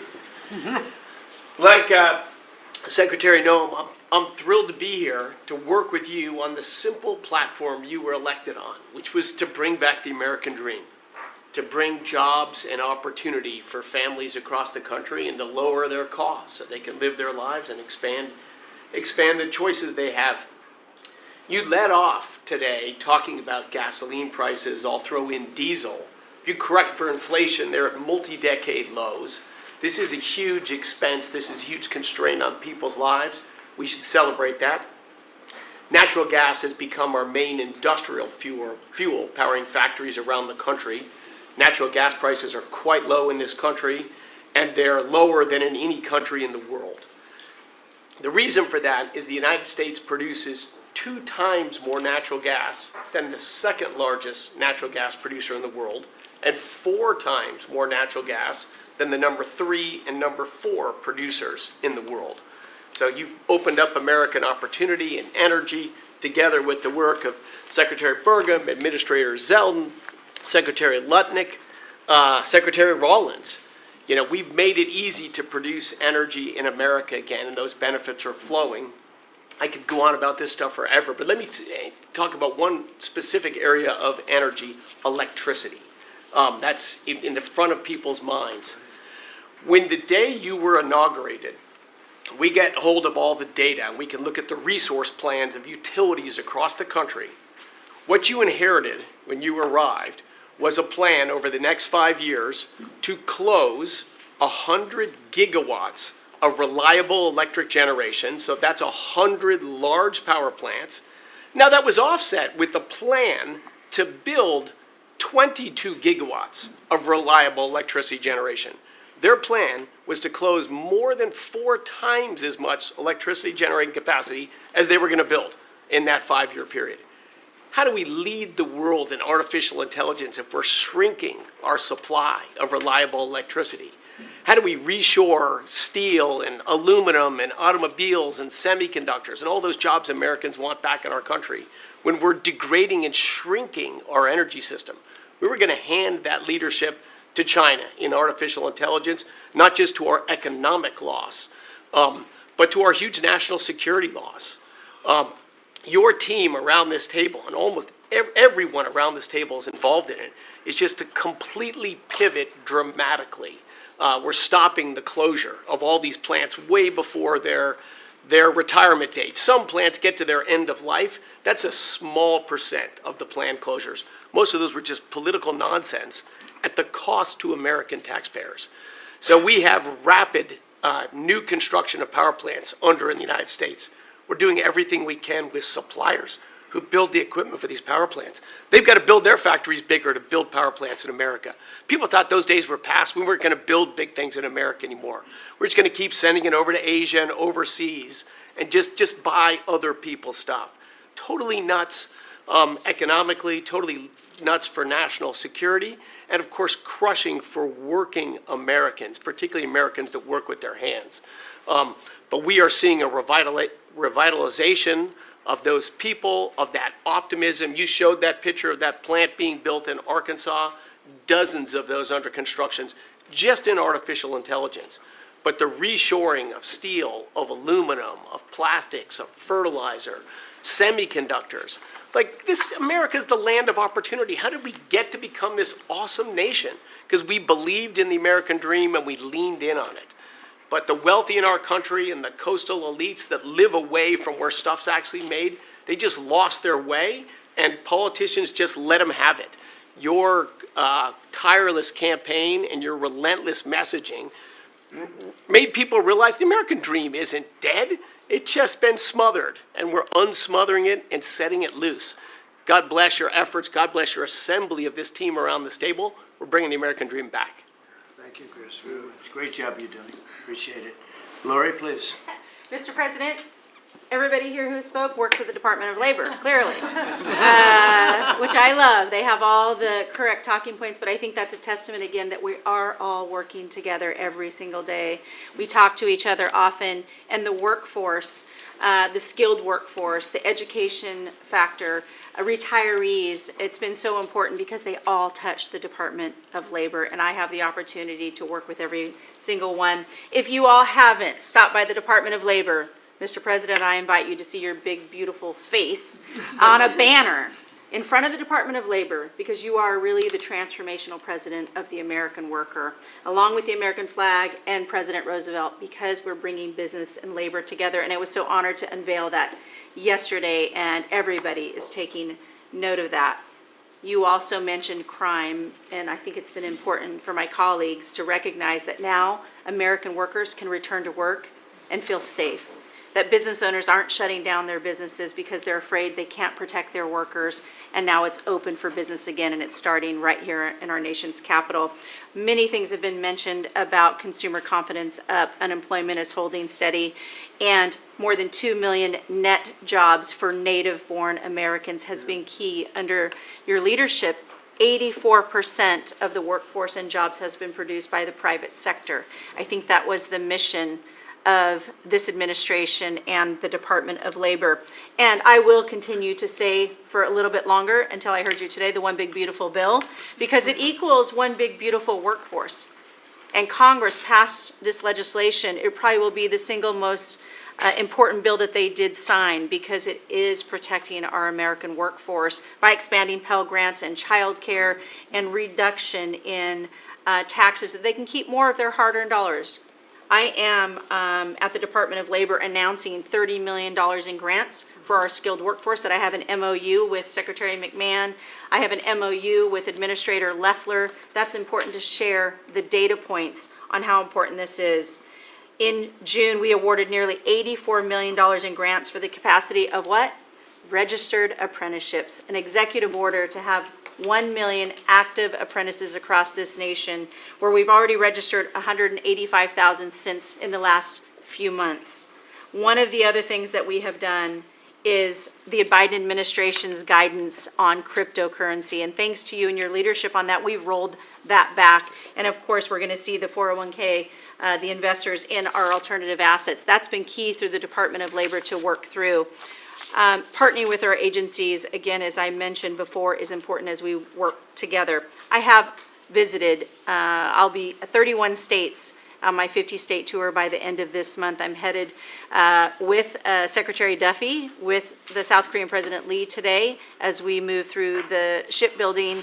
We will do that in Philly, and then I'm off to New England to talk to those states about how important the apprenticeship program is. But while I visited Hexel in Salt Lake City, 100% domestic carbon fiber for the Department of Defense as they produce. They are announcing another $1 billion investment per your executive order on advanced manufacturing. So it is working. Everything that you have been saying since you were elected and since we all can put into play has been working. Ohio, McDonald's is investing 375,000 new jobs. The shrimpers, I visited as well, and they need our help in protecting that industry for our American fishermen and shrimpers. In Minnesota, I toured Cambria. When we're talking about quartz countertops, all made in America. And again, in Oregon, where we are expecting a crackdown. Thank you for what you are doing with your agents on ICE, and thank you for the prosecution that I hope you will come to Portland, Oregon, and crack down. But while there are still good people, I was able to visit Buckeye Pacific, really a trading floor for the timber industry. So we still want to focus on great, hardworking American businesses. Mr. President, I couldn't be more excited to ring in Labor Day in Erie, Pennsylvania for the Labor Day Parade. I will be there to welcome it.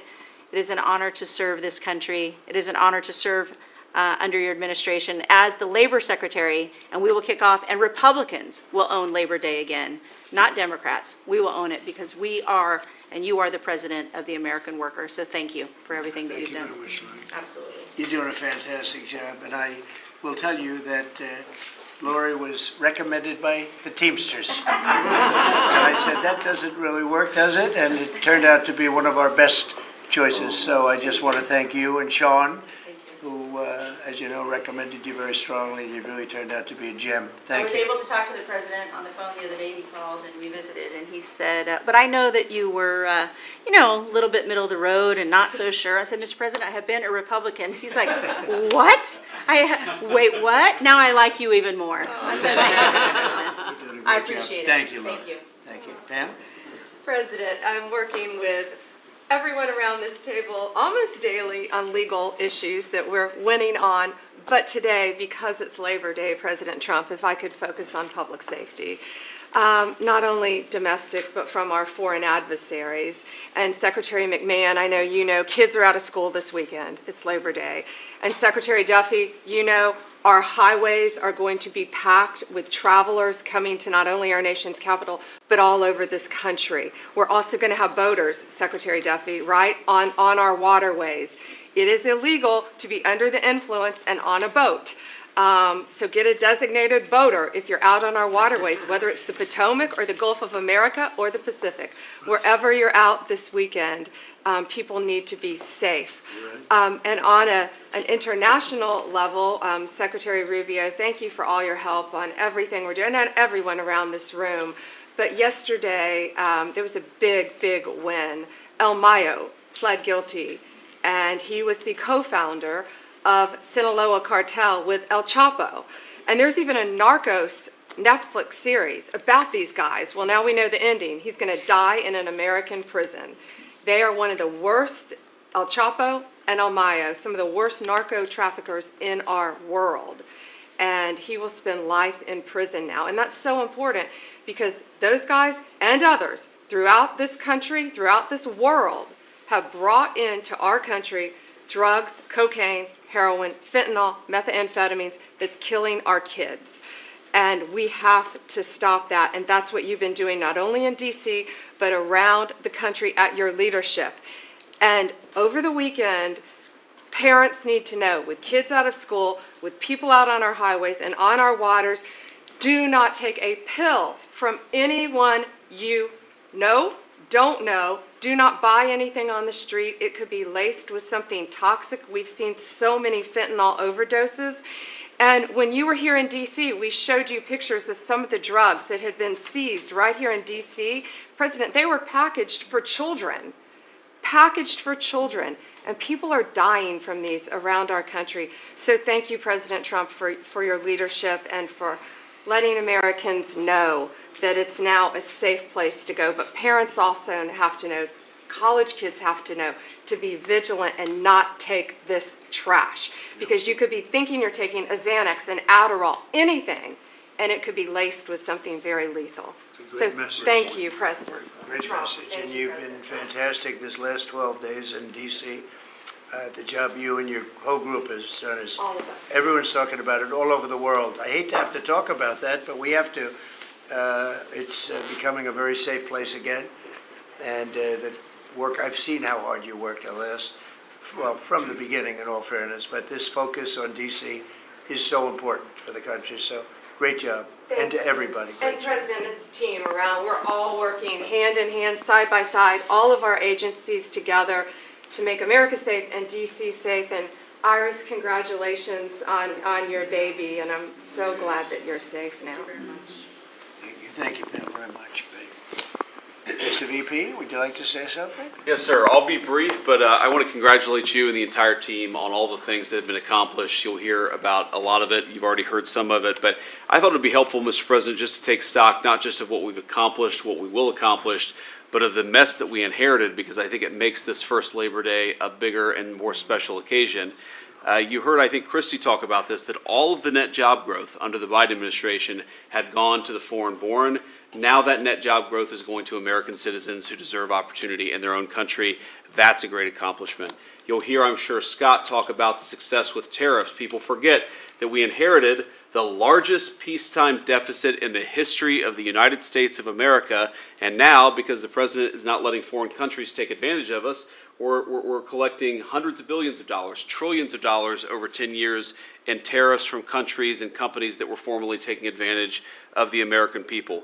You heard Pam talk about the public safety and the success that we've had there. I happen to believe that maybe the most sacred thing that we can deliver to American workers is the ability to live safely and comfortably in their own neighborhoods. Public safety is not just something that should belong to the wealthy. It should belong to every working man and woman in the United States of America. And because of the work of this administration, that is happening.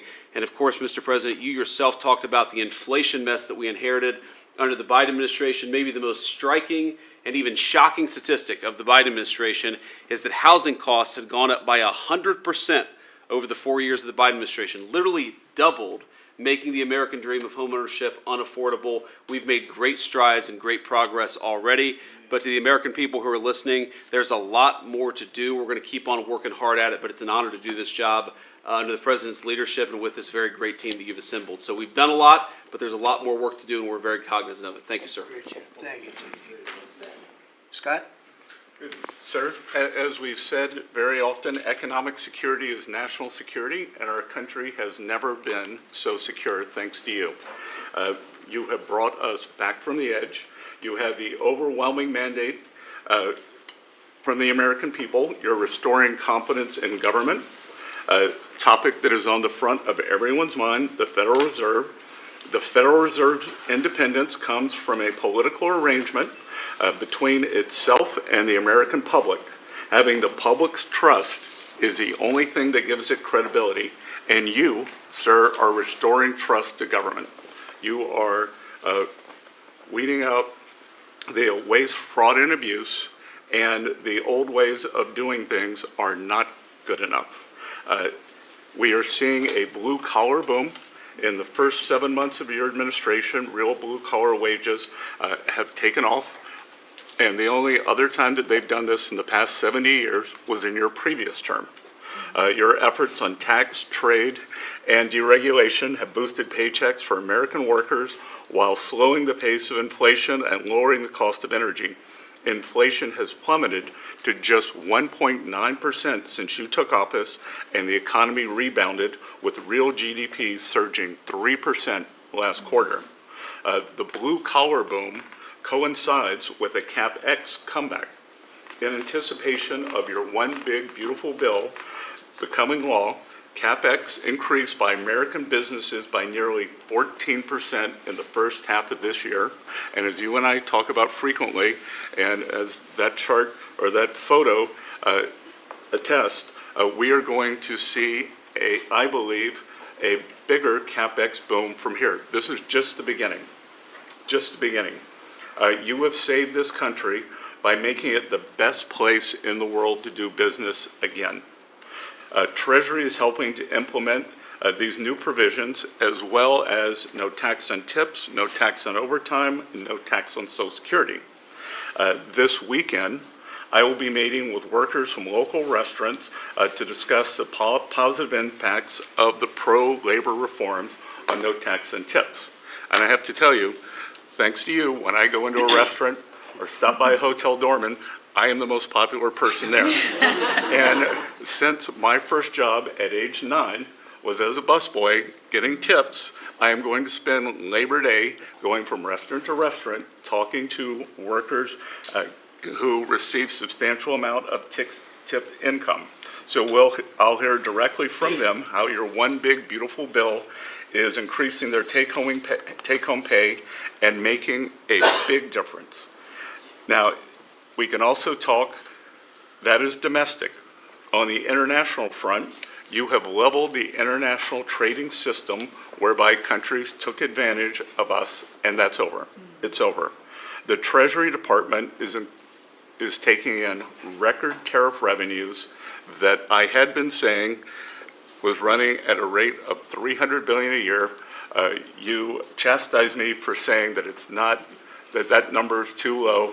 And as usual, you're right, that we had a substantial jump from July to August. And I think we're going to see a bigger jump from August to September. So I think we could be on our way well over $500 billion, maybe towards the $1 trillion number. This administration, your administration, has made a meaningful dent in the budget deficit. The average budget deficit during this term is 26% less than the last 12 months under Biden. And even the CBO, and we don't agree with CBO on everything, as you said, last Friday, on a summer Friday, had to admit that they believe over the next 10 years, the budget deficit will be $4 trillion lower than they had previously scored. $4 trillion, $3.3 trillion of tariff income, $700 billion of lower interest cost, and I would expect that number could go up from here. So, Mr. President, your return to the White House marked the return of the American worker. Thank you for reclaiming Labor Day for the American people. You're growing the economy for everyone, especially the middle and lower income households who suffered disproportionately under the last administration, and it's an honor to do this under your leadership. Great job. You're doing great. Thank you very much, Scott. Brooke? Sir, I dropped my second son off at college last week. And I wasn't planning to say this, but just listening to everybody, I wanted to put a little bit of a personal touch on this work. He has started his freshman year yesterday at Texas A&M, for all my SEC friends in the room. Thank you for saving college football, by the way. We're all very grateful. The country just feels different. It just feels different. There's such a optimism and a love. There's a faith movement going through, especially with our younger Americans.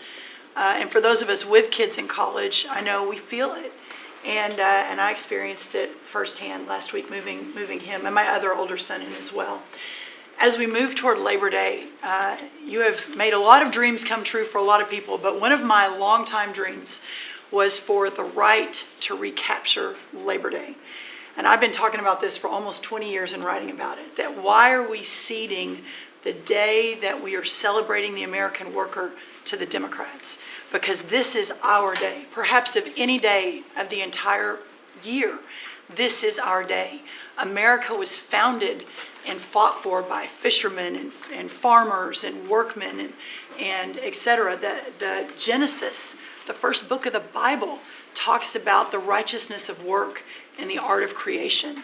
And so to be part of this effort to represent the farmers, the ranchers, the agriculture industry at this moment in time, which I do believe we're in a revolution. 1776 was the first one, 1863 or so with Abraham Lincoln was the second.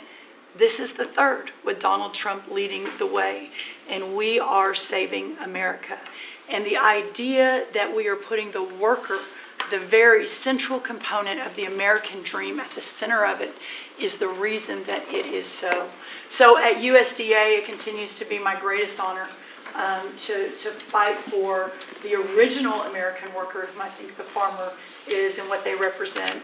And as we are building new systems and new structures, as we have this year going to have the best harvest on record for our row croppers and others, what this team has done and is doing to open up those markets to ensure that these farmers can continue to return prosperity to rural America. I'll finish with this. This morning, we had a working group with 6 of our cabinet members. Bobby Kennedy representing healthcare, Linda McMahon education, Lee Zeldin deregulation, Kelly Loeffler small business, Lori Chavez Tarimmer labor, and Scotty Turner housing. And how you leading the way in your vision, how that will return the golden age to rural America, to the very fabric of our country. And whether it's better hospitals, better education, more opportunity, less government, better and bigger small businesses, better opportunities for our workers, and better housing, and of course the agriculture piece of that, through the big, beautiful bill, what it did, the greatest investment in rural America in history. And now the opportunity to effectuate that is, again, a game changer, a country saver, and what a joy to be able to do it under your leadership. So thank you, sir. Thank you. Beautifully stated. Thank you very much. Scott? Yes, sir. Thank you, Mr. President. I'm so grateful to be here to celebrate Labor Day with the greatest team in America. And it is football season, so I'm happy about that. But, Mr. President, I want to say thank you for, as Brooke said, reclaiming Labor Day. And you've been a tremendous champion for the American worker. I come from a hard-working family, as many people around this table do. And so thank you for helping us to change the conversation. And I believe we are changing the conversation around the kitchen table. And as everybody knows, you know, my job is to steward HUD.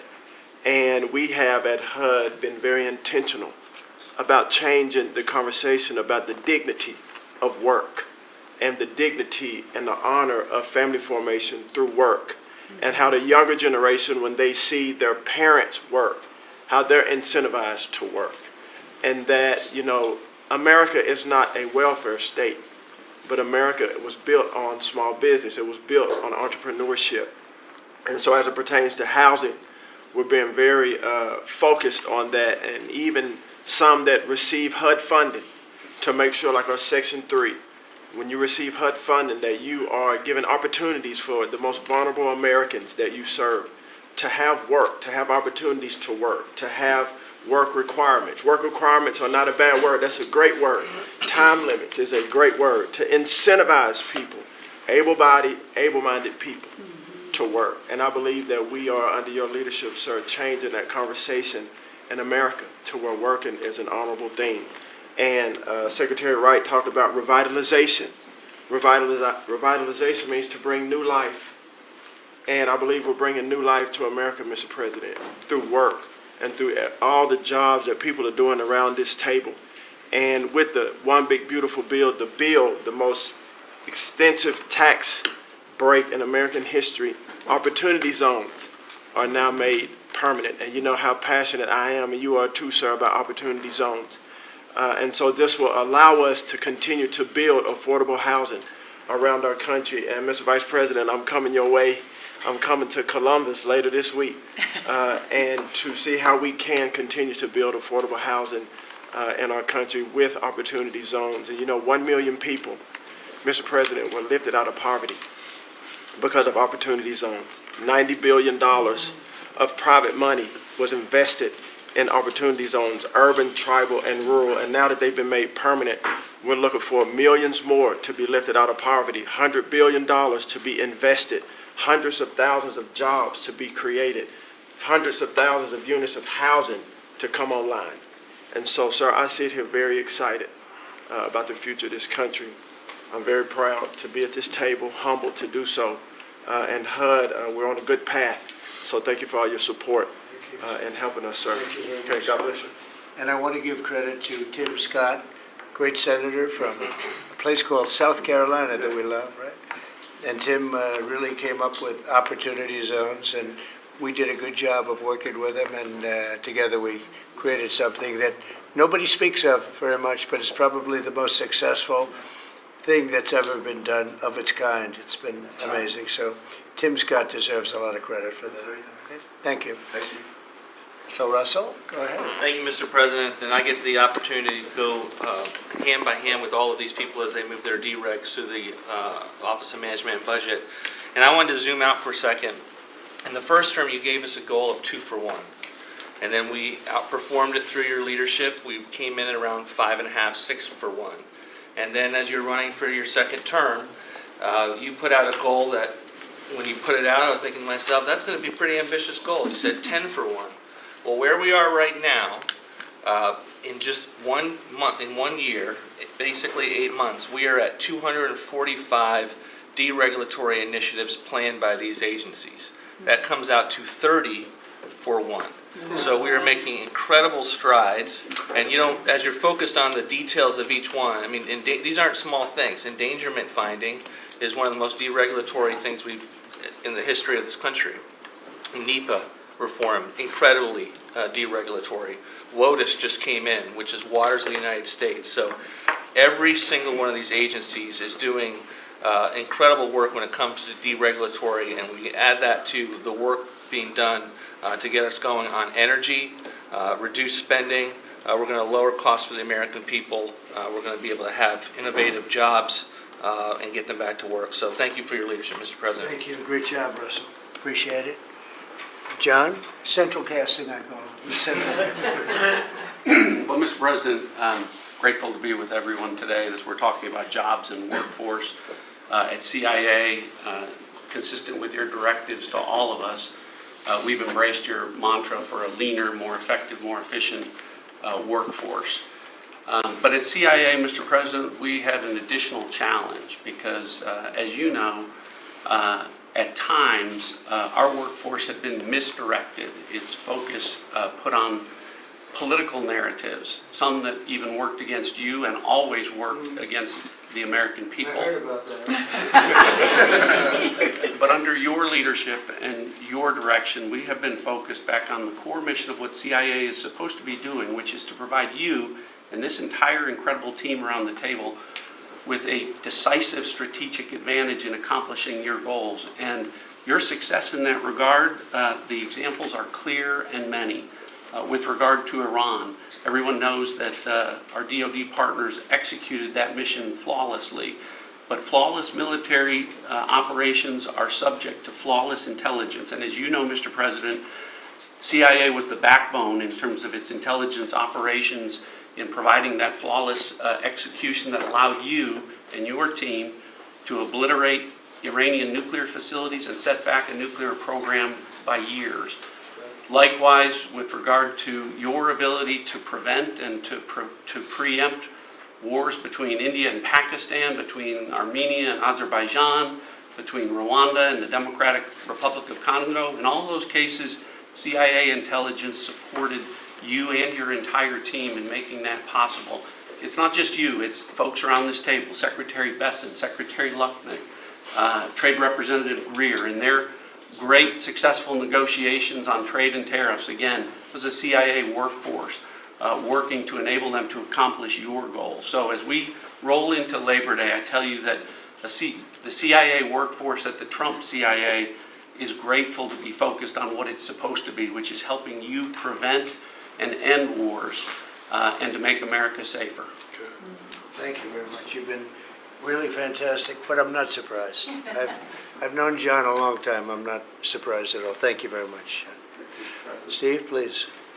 Mr. President, working for this government, for you, is the greatest honor of my life. I tell it to everybody, and I really do feel that way, and I thank you, because it's a privilege to go out there and represent you in your humanitarian effort, in your goals of solving conflicts all over the world. I think there were actually more than 7 conflicts that you've put to bed in the last 8 months. And I hear these, I travel all over the world. In Hostage Square, they talk about you reverentially. It's really quite amazing. I sometimes wish that I had a cam recorder with me and I could put you right there as I listen to it. I was in Gaza, the first American diplomat, on your behalf, and as we delivered food and aid pursuant to your new aid initiative, pushed forth by your great Secretary of State, Marco Rubio, who it is a privilege for me to work alongside. The people were applauding you. The signs were up. I mean, these are people who I just don't think you get the proper credit for it all. We are negotiating multiple entries into the Abraham Peace Accords because of your vision. Azerbaijan, all these different conflicts that we're out there on your behalf on, these are people who have never really seen the world change in this way. Peace through strength really, really works.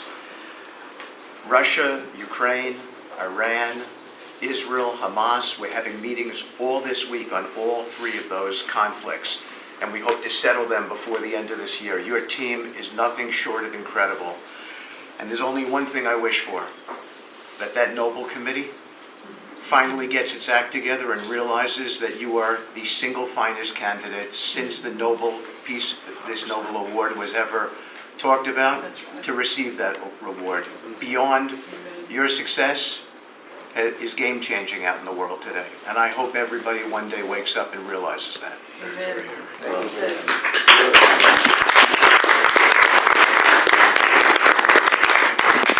Thank you, Steve. Jameson, please. Mr. President, I like to think of Labor Day as the Trump Trade Policy Day. Because everyone around this table and everyone listening knows that one of the major reasons why American workers and organized labor voted for you is because of your trade policy and the policy you've had and advocated for 40 years or more. You have reset global trade policy in the past few months, and it shows that's been working for American workers. When you look at President Biden, in the last quarter of 2024, median weekly earnings fell 2.1%. In the first quarter of your term, they went up 3.3%. And that's why we're doing the trade policy we're doing. It's to help the workers of the United States of America. And they're the best in the world, but they can't do it without a level playing field. And you have flipped the script. For many years, the other countries had high tariffs and high non-tariff barriers, while we were open to all of their labor and services and goods and capital. You flipped it. Now we have the tariffs, and they have lowered theirs and the non-tariff barriers. And we couldn't have done it without you and the leverage you've created. So between the tariffs and the deals, the hot streak continues for the workers of America. So thank you. Thank you very much. Really good job, by the way. He's a good negotiator. Good negotiator. Thank you. Please. Yeah. Well, Mr. President, I feel like, as everybody here has talked about how great working with this team is and all, but I do feel a special need that you've given me the privilege of working with the best of America. I get to take care of the veterans.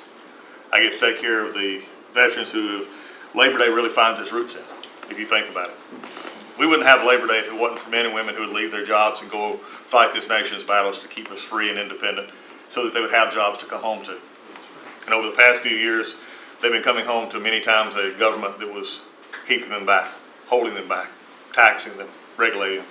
And now we have veterans who represent the bill, the big, beautiful bill, they're the beneficiaries of.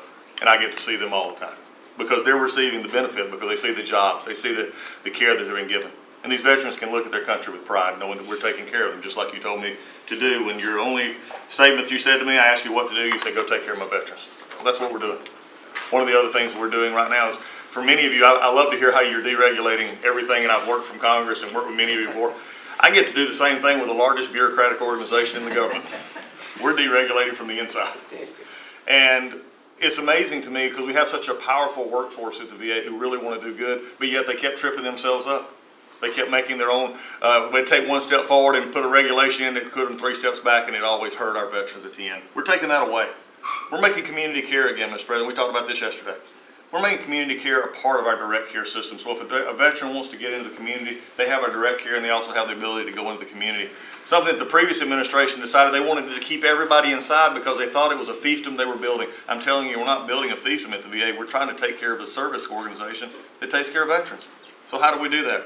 We make best medical interest where a doctor can send a veteran to the community a lot quicker without having to worry about miles and time logged and wait times. Just get them the help they need. We've actually expanded out, and it's made a difference in this regulation, and also unleashed a workforce that is now free of the collective bargaining agreements and other things that have kept them from being able to do the job of national security that they've been intended to.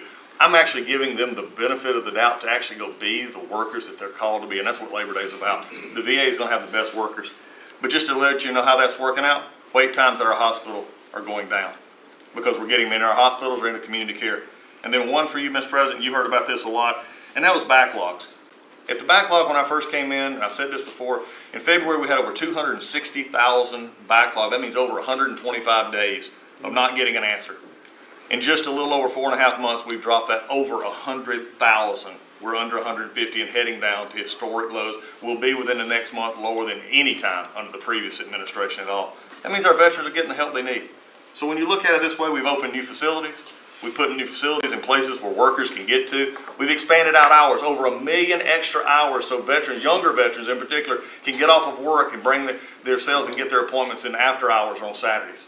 That's what it means to be in the Trump administration. That's what it means to take care of veterans. That's what it means for Labor Day. Because you can't forget the ones who fought for us to be on this table today. And it's all because of what you've done and the progress that we've made. Well, you've done a tremendous job, and I hear it all the time. We have a 93% approval rating at the VA now. And you know what it was before? It was like horrible. So thank you very much. Mr. President, there's been some conversation about the Pete and Bobby challenge. I would just note that I don't think Pete or Bobby could hold these sticks for 2.5 hours. Exactly. If they want that to be the challenge, so be it. But I think 50 pull-ups and 100 push-ups might be You know, easy it is compared to impressive. it. It is. We didn't have this problem with Biden. It was in and out very quickly. So kudos on Labor Day to the audio team that's holding the sticks. But Mr. President, it's pretty great to celebrate Labor Day with a builder who loves labor, who loves the men and women who built this country, the people that sweat, that have great skills, they have grit, they do the dirty jobs of America that have made this country great, and you know them very well because you have worked with them. The great Trump projects have come from the very men and women we're going into this weekend to celebrate. We all want to claim Labor Day in our departments, but I'm going to claim this at DOT because, you know, roads, bridges, pipelines, shipbuilding, rail, passenger, and freight all fall under the great men and women who wear boots and make this country wonderful. And at DOT, we don't want to have the Congress spend money. We want to take the money that Congress gives us and actually deploy it and put these men and women to work building the great projects of this country. You said the big, beautiful projects that connect this country. And that's why we have got rid of the DEI. We've got rid of the green. We've done what we can to streamline the regulation to move these projects faster. Time is money, and time has been money. Even Democrats agree now that it takes too long to go through the regulatory process. So we're going to move these projects faster, putting the great American worker back to work. I want to make a quick comment. We've all probably talked about this horrific accident in Florida, and I appreciate the help of Christy and Marco on this very issue. But in May, we said, listen, it's a safety issue if you can't proficiently speak the English language. And we gave states a little over a month to comply.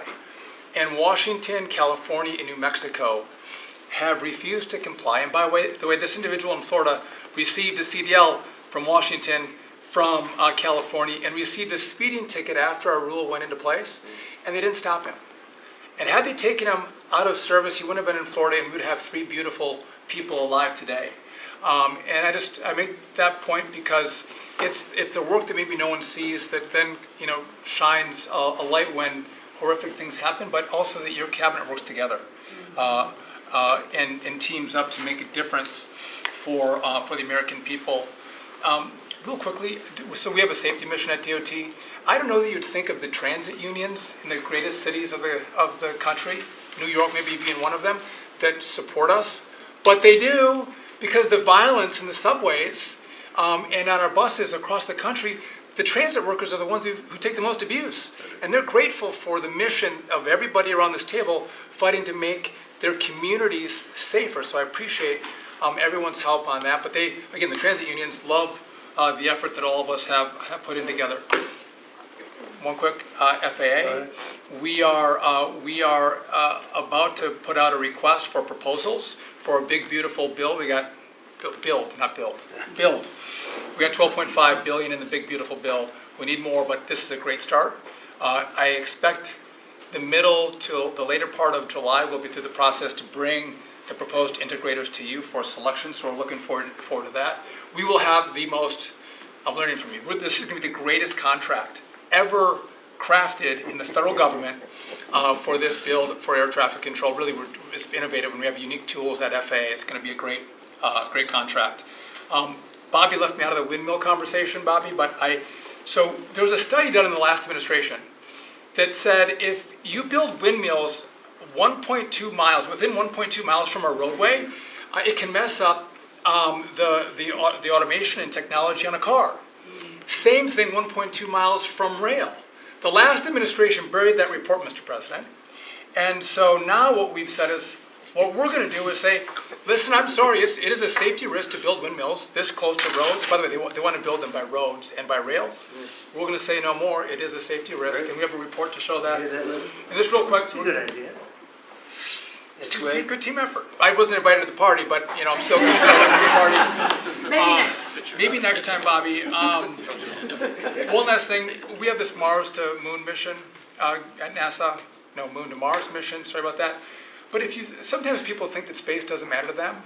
But if you look at every rocket that's launched, the machinists, the truck drivers, the electricians, the welders that build these rockets, in the industry that has developed over the course of the last 10 years in space, it's truly remarkable. It's not just rich guys sending up rockets in partnership with NASA.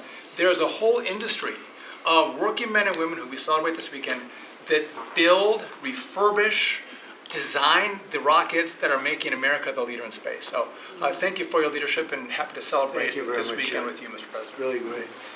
And he is doing a good job at NASA too, and we are, I think we'll have some pretty exciting announcements. Yes, we do. And you enjoy it. It's been fun. I said, how about temporary? He said, well, can I go a little bit longer? He loves it. He loves it, and he's doing a really good job. Thank you very much, appreciate it. Howard, please. So, making America great again is one of the key statements, and people don't always understand what you mean. So we always talk about 1870 to 1913, but in the mid-1980s, America owned more of the rest of the world than they owned of us. We owned $140 billion of the rest of the world net of what they owned of us. And when you came into office this time, the rest of the world owned $24 trillion more of our assets than we owned of theirs. And so when people argue with you about, the trade deficit is nothing, the trade deficit sends 1.2 trillion of our dollars to them. And what do they do with it? They buy the great America.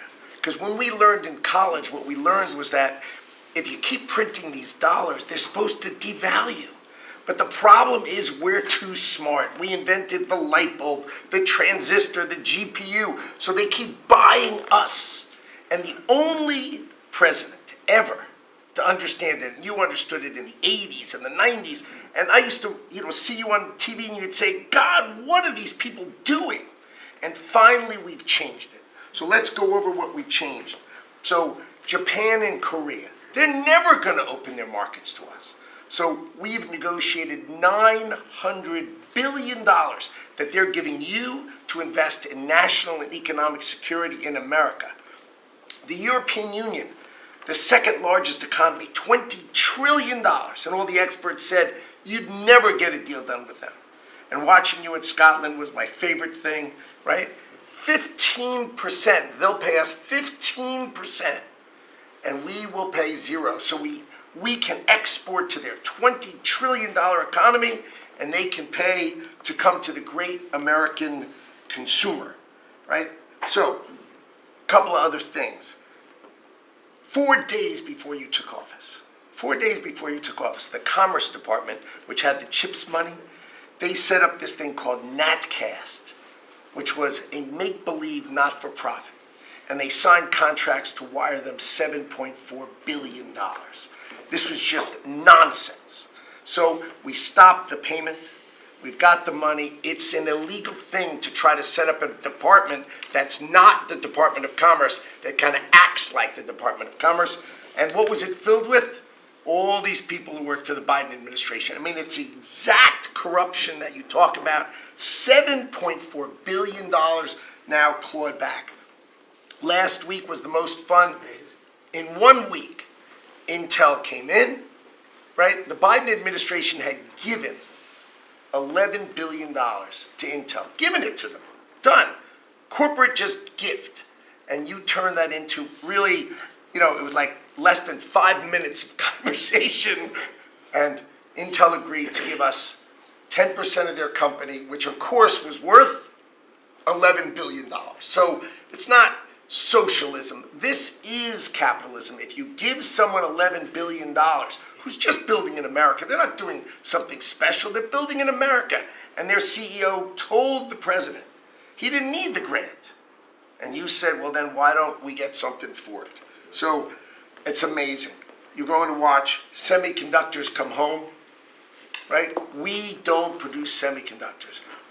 We've got $165 billion for TSMC, but you're going to watch the whole ecosystem come home because Donald Trump is the only president who understands the magnet to make them come home is one word, which used to be your favorite word. Now it's dropped to number 4, which is tariffs. Right? Tariffs are going to bring semiconductors home.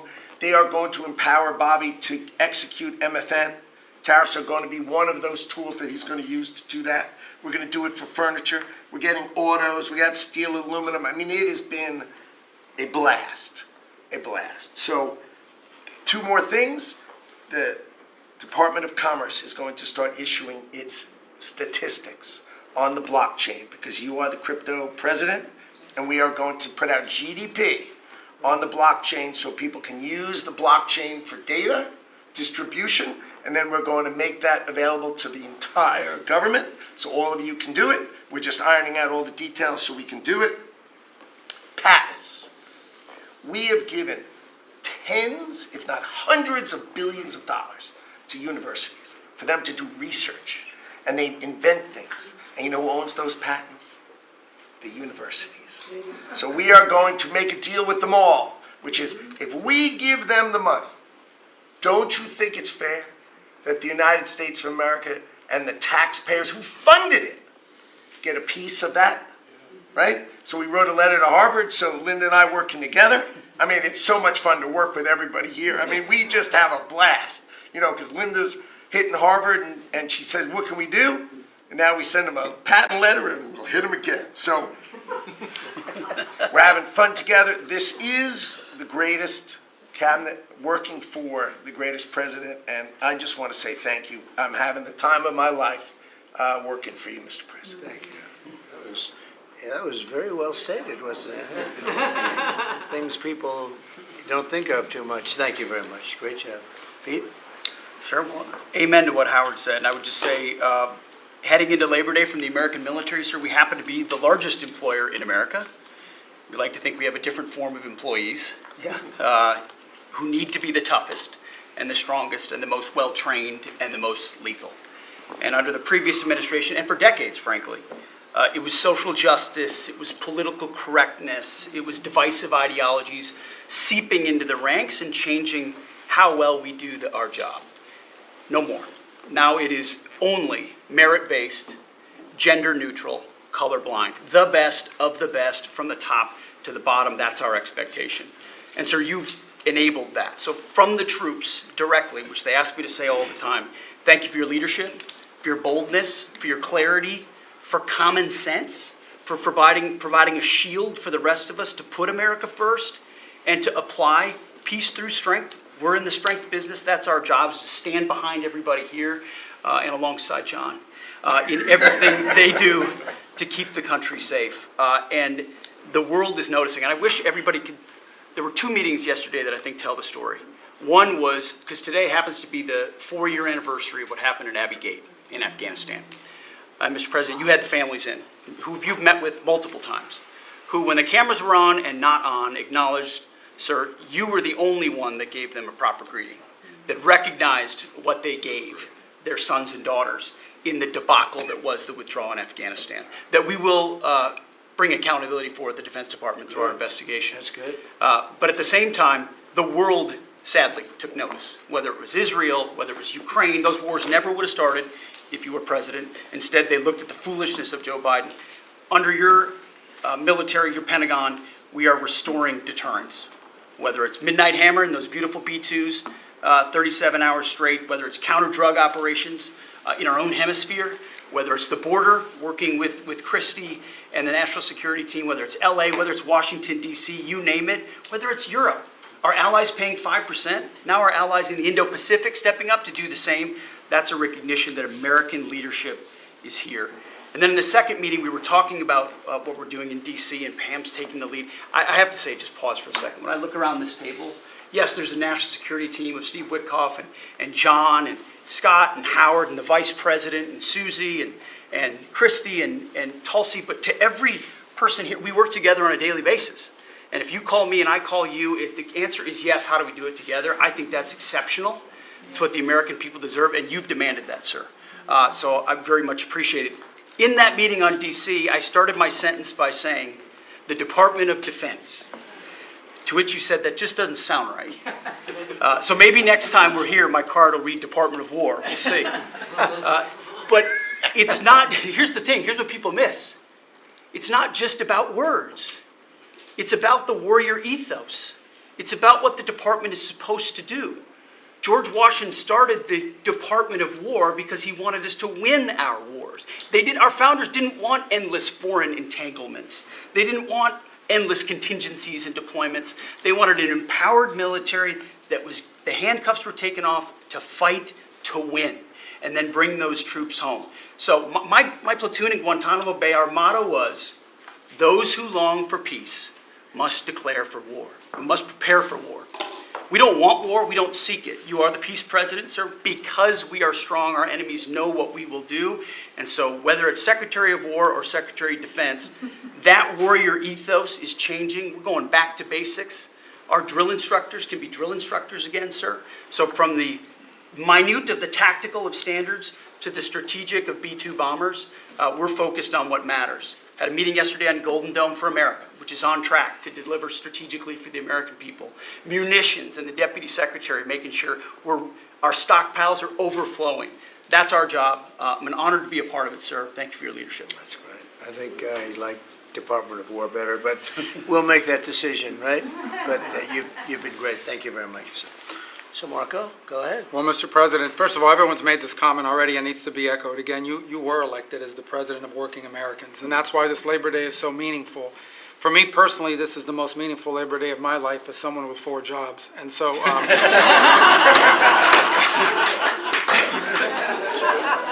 true. And but on the point of, you made it very clear from the outset. Even in foreign policy, everything we did has to be pro-American. It has to make America stronger or safer or more prosperous.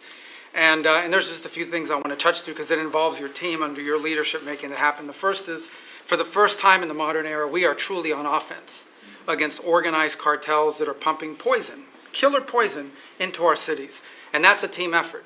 It's Christie's team, it's Pete's team, it's Pam's team, and obviously it's under your leadership. And by the way, we're getting incredible economic international cooperation. Countries just in the last week, Ecuador, Paraguay, Guyana, Trinidad, today Argentina, all joining us or trying to be helpful in advancing this.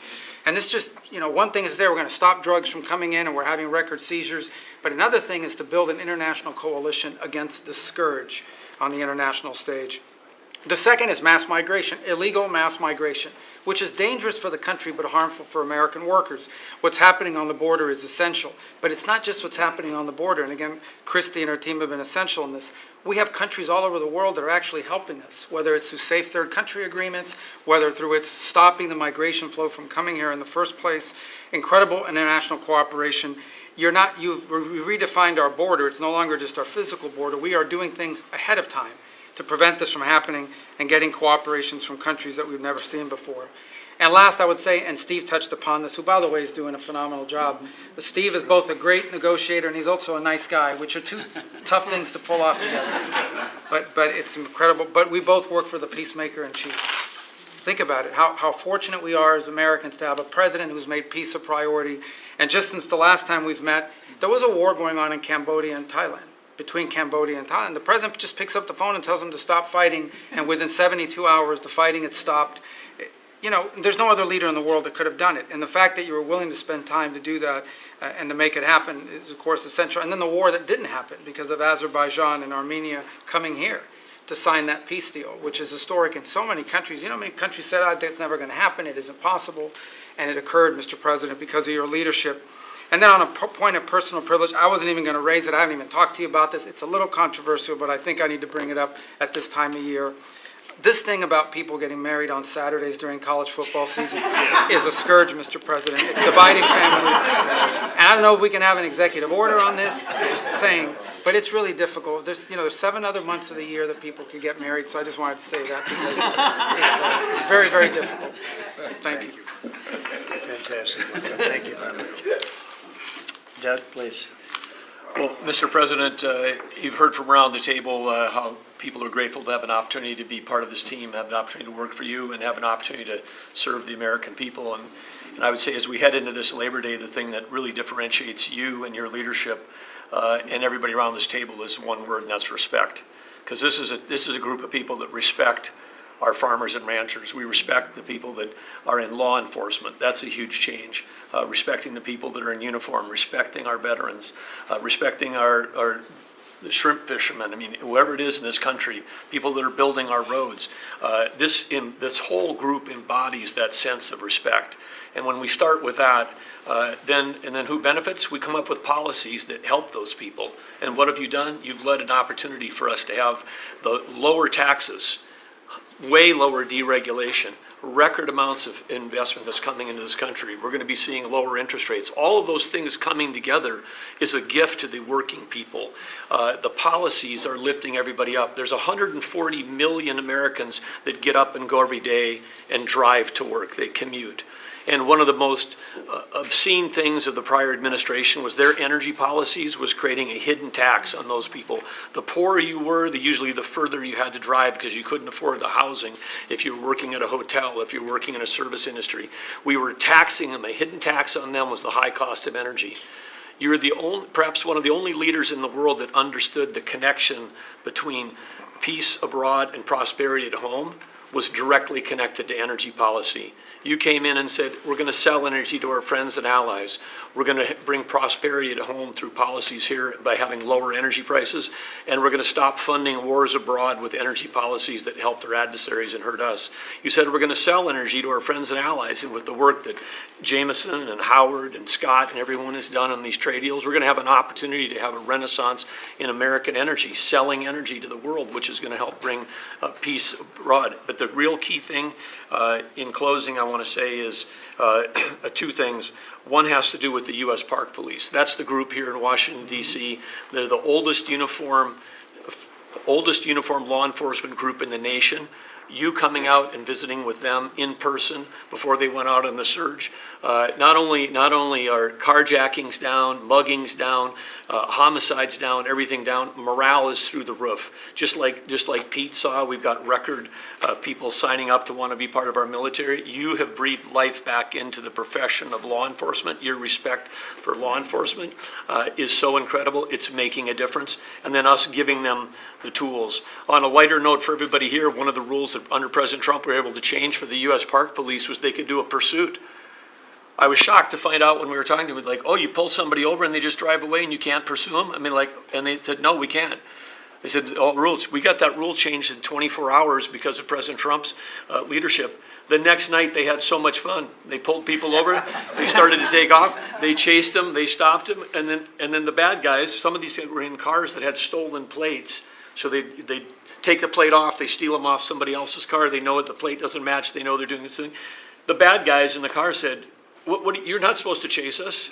Like, you're breaking the rules. The bad guys are telling us to break, no, we're back in action. So it's like, and so the morale is high. They all wanted to say thank you to you. Yesterday, you announced increasing the number of U.S. Park Police that we're going to hire. This is the group that protects not only our sacred monuments of democracy here, but also the Statue of Liberty and the Golden Gate. This is a great group, but on behalf of all law enforcement, we say thank you. And as Chris Wright was talking about electricity, I want to close with that. We've solved amazing things in 7 months, but the big challenge we have against the remaining is, solving Iran's nuclear thing, that was an existential threat. China beating us in the AI arms race, that's an existential threat. We finally have a president who talks about it. You talked about it in your opening remarks. You've signed executive orders. You understand that essentially we used to say hundreds of years ago, people started saying that knowledge is power. But now, for the first time in history, we can take electricity and we can convert it into intelligence. So it's flipped. It's no longer knowledge is power. Power is also knowledge. And while we're ahead on the technology, we're way behind China on the amount of electricity they're bringing online.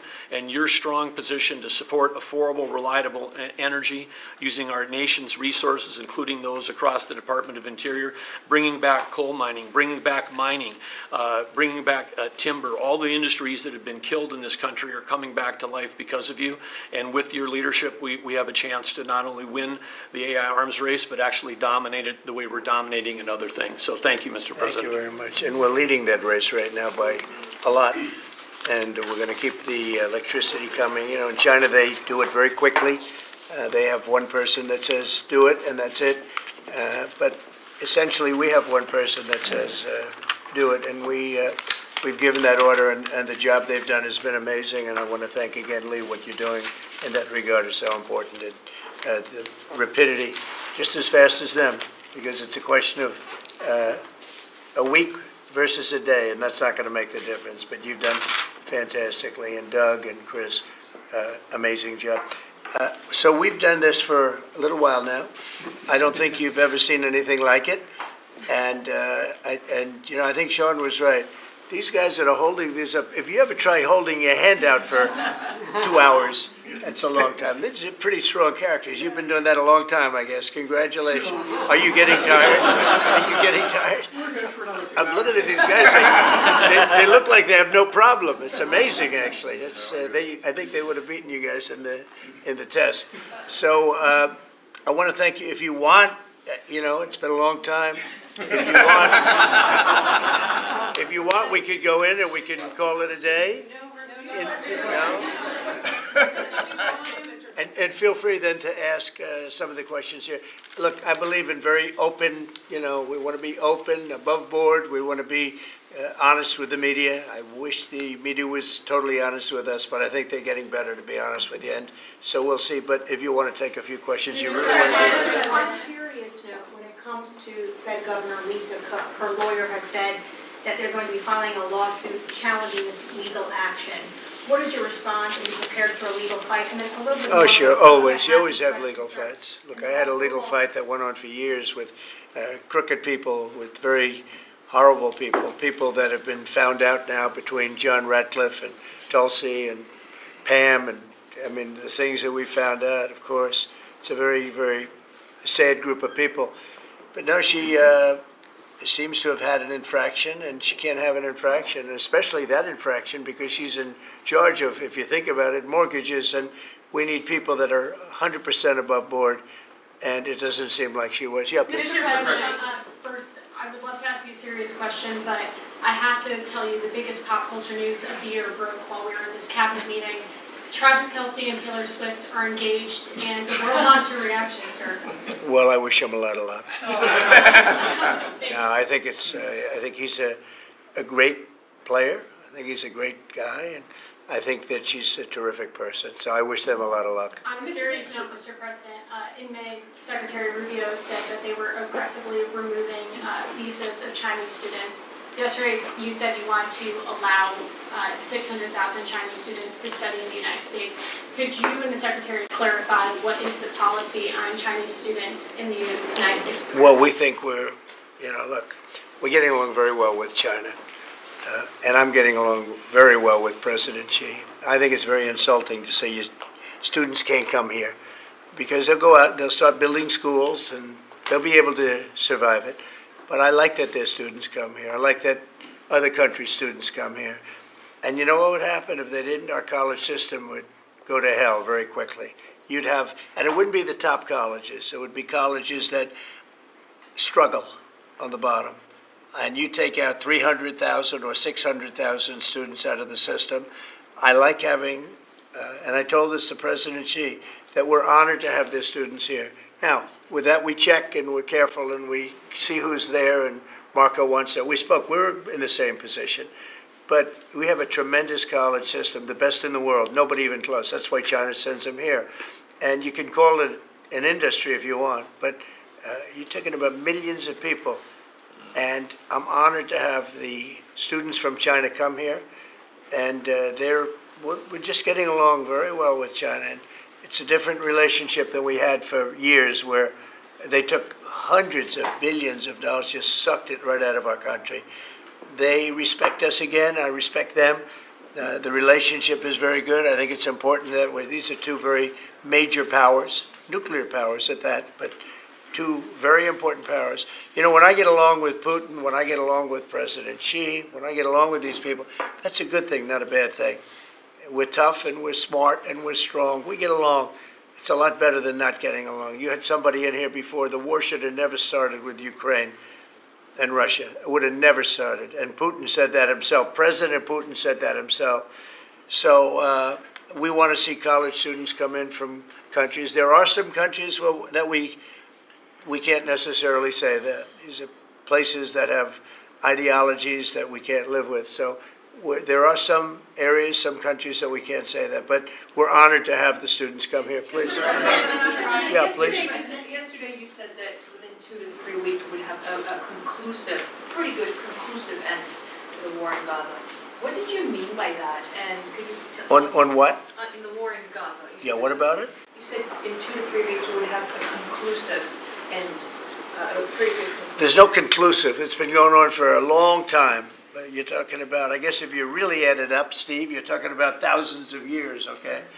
It's been going on there's nothing conclusive, but hopefully we're going to have things solved very quickly with regard to Gaza and also with regard to Ukraine and Russia. Mr. President, what are you considering for the replacement to nominate for Lisa Cook, and what economic background or history are you? Well, we have some very good people for that position, and I think we have some very good people. We're down to, I think I maybe in my own mind have somebody that I like, but I deal with Scott and I deal with Howard, and we're dealing with a lot of people actually that are going to be involved in that decision ultimately. It's a very important decision.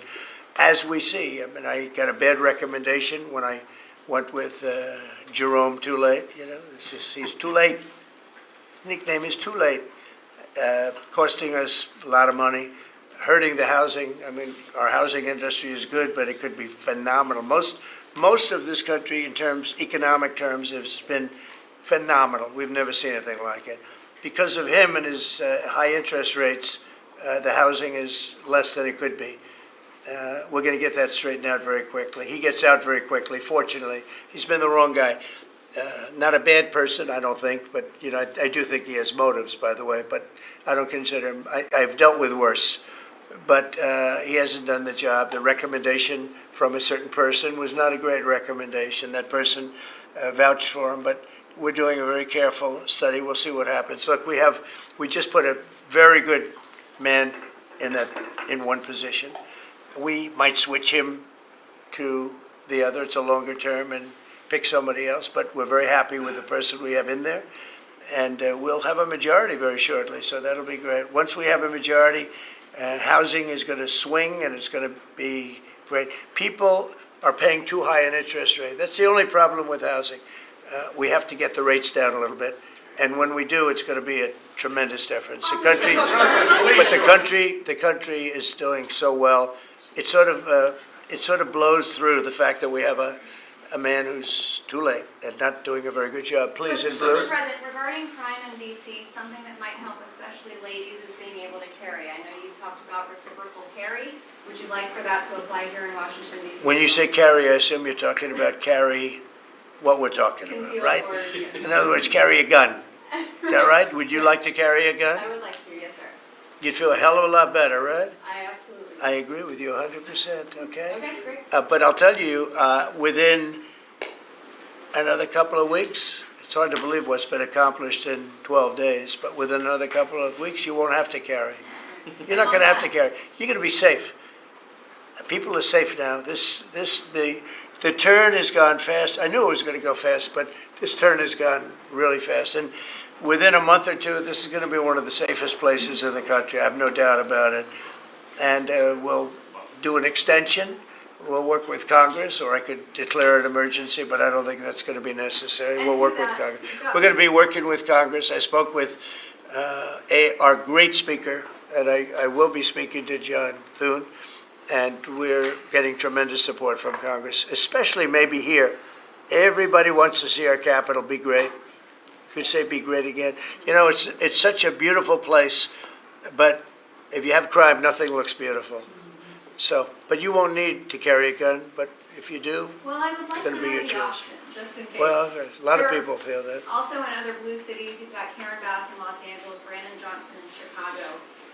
It seems to be very popular here, the fact that people can walk around, go to restaurants, shop, and Yeah. not have to worry about their safety. If blue city mayors oppose those efforts in their cities, do you anticipate the Democrat voters are going to take it out on them at the? I think so. I think that crime is going to be a big thing. And we are the party, the Republicans are the party that wants to stop crime. We're against crime. The Democrats like crime. I don't know why. I mean, we talk about common sense. I think I got elected on talking about common sense. The border, we have to have a wall. We don't want transgender for everybody. We don't, as I said before, we don't want to have men playing in women's sports. I mean, you see the difference. Weightlifting. Take a look at weightlifting. Take a look at long distance running, where a runner came in 5 hours and 14 minutes ahead of another runner, both champions. One male, one female. It's not fair. It's demeaning to women. It's so bad. But they have another one, and I think this is the beauty of them all. Crime. They're against crime prevention. You can't do that. You can't do that. And I think to myself, I say, is there some game? You know, they're smart people. Is there anybody that could cheat like that in elections is smart, okay? And there's never been in history anybody that could cheat like that. They're smart. They're brilliant in many ways. I say, is there some trick to this? When they say, Trump is in Washington, D.C., stopping crime. He's a dictator. And people are being mugged like your brilliant associate here. I don't know how you're alive. I mean, based on that story, you got very lucky. He didn't just go, all he had to do is this, right? And, you know, it's pretty amazing. So we have something.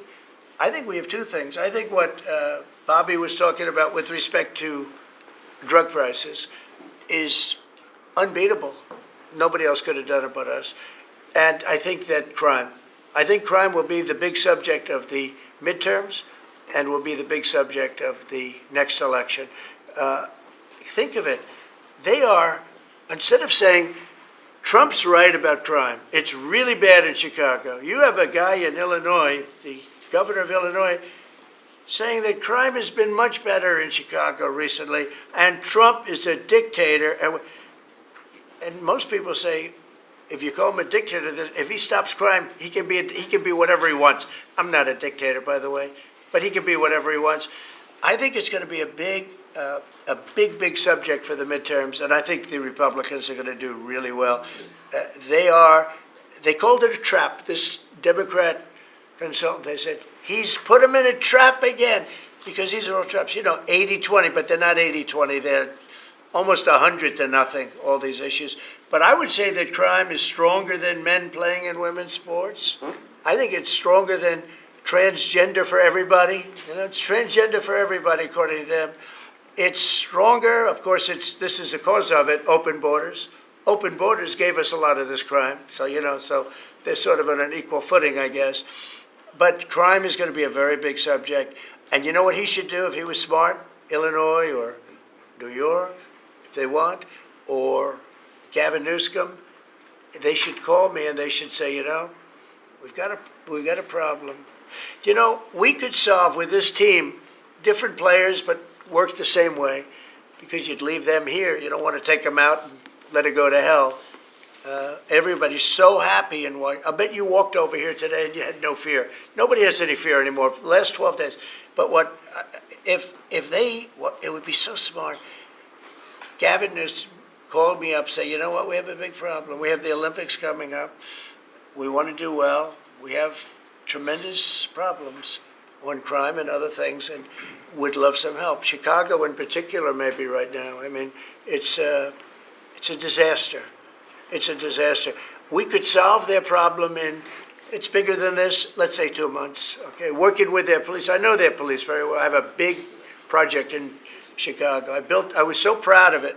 It's the best site in Chicago. I got it. Nobody else got it. I was happy as hell. That was when I was a real estate guy, and I got it. The Sun Times site, they call it. And I built the building. It's a great building. And I'm so embarrassed when I see the kind of crime stats coming out there. So embarrassed. And if I were a governor, a Democrat governor, or mayor, or anybody having to do, I'd call up President Trump. I'd say, President Trump, we need your help. We saw what you've done in D.C. in a period of 12 days. This is 12 days. We haven't even started. This is going to be so safe.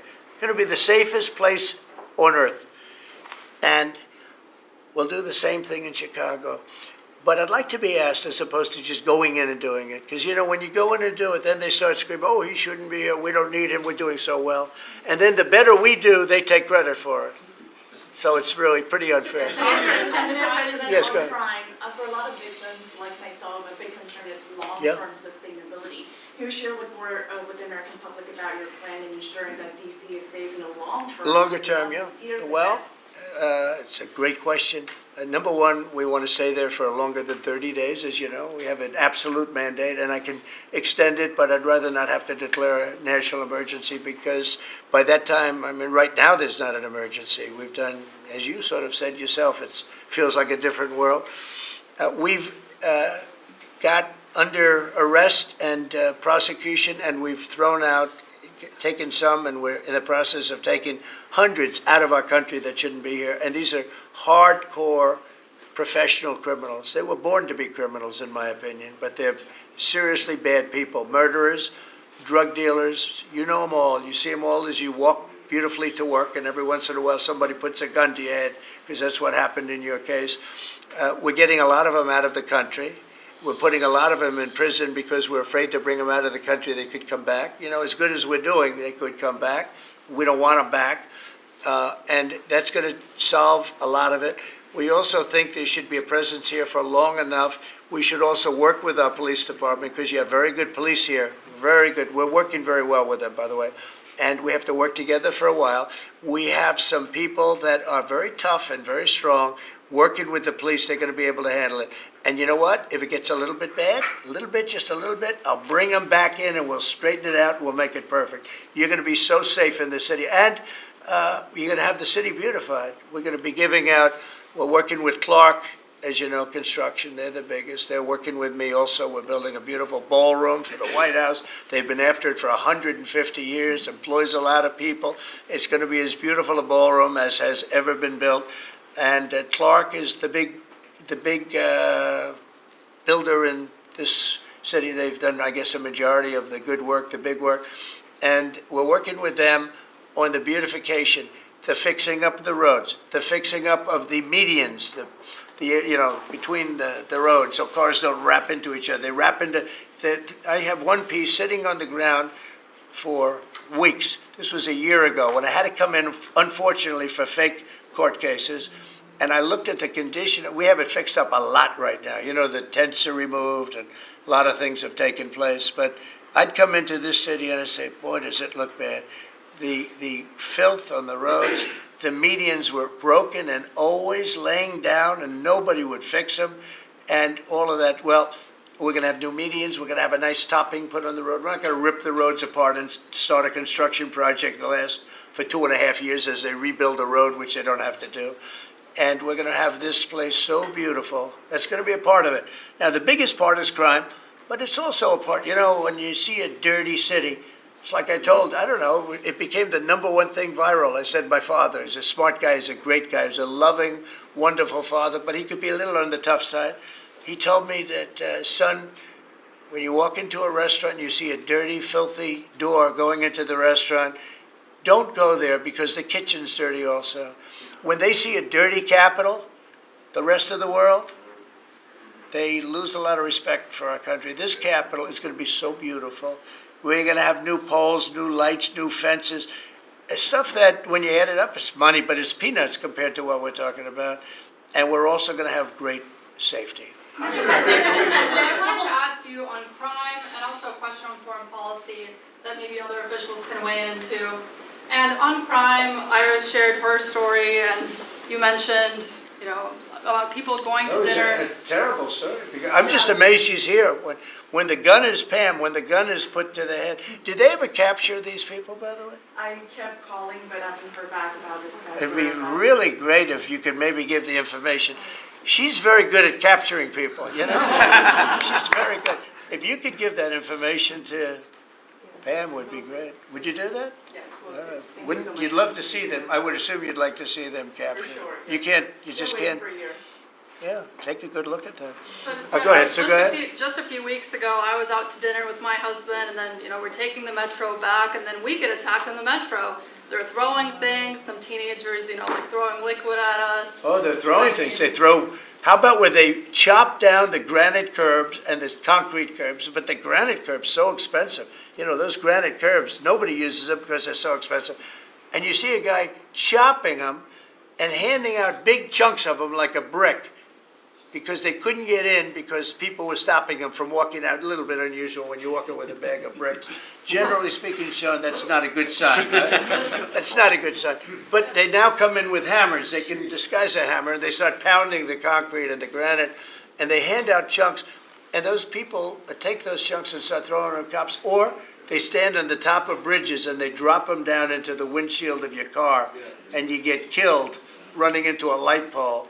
It's those days are over. I wanted to ask you, Governor Hochul, Kathy Hochul, said that she spoke to you on the phone, and you said you might send National Guard troops to New York. You mentioned that.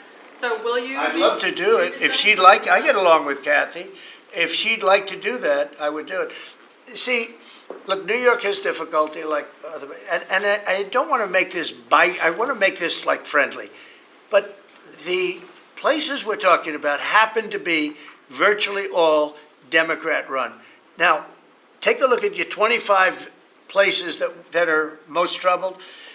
Everyone, except maybe one, and it's way back in number 24 or 25, but essentially 25 out of 25 are run by Democrats, and cashless bail was a disaster. When they did that, and I believe it was instituted first in New York, but when they did cashless bail, that was a tragedy for this, because that's when it really started getting bad.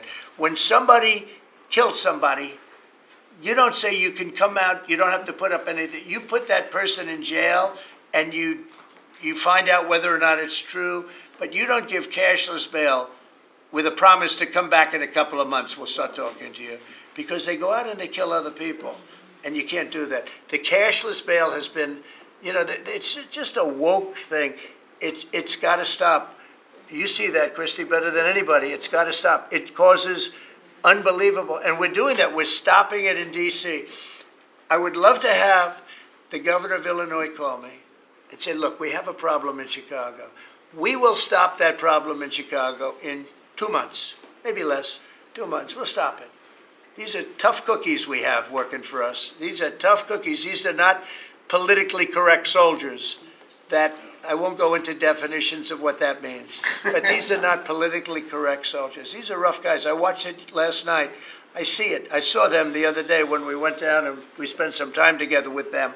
These are tough cookies. These are not people that you're going to laugh at and spit in their face and they're not going to do anything about it. And these people, they're afraid, these gang members who are bad people too.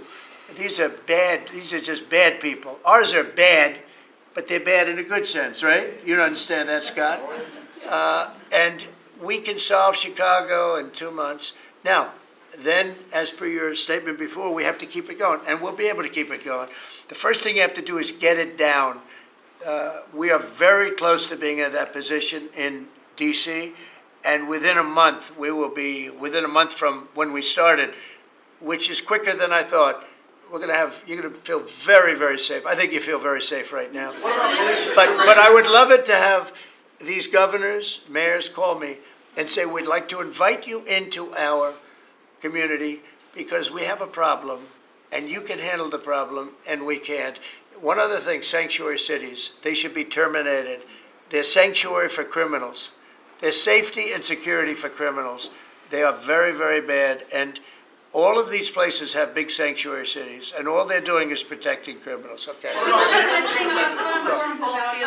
Lisa Cook. You have spoken out very strongly for a long time about what you see as the weaponization of government. Yeah. Is your administration weaponizing government by digging into the mortgage records of officials you don't like? No, they're public. I mean, you can find out those records. You can go check out the records yourself. And you should be doing that job, actually. You wouldn't do that because that's not the kind of reporter you are. But you should be doing that job. I shouldn't have to be doing it. If you did your job properly, we wouldn't have problems like Lisa Cook. Go ahead, you were going to say something? So would you be Go. trying to fire Blue? Lisa Cook if she had voted to lower interest rates? On national security. I think we have to have lower interest rates, yes. A follow-up question for you and Madam Attorney General on national security. We've heard from Stephen Miller yesterday in the Oval Office that there are street criminals here in D.C.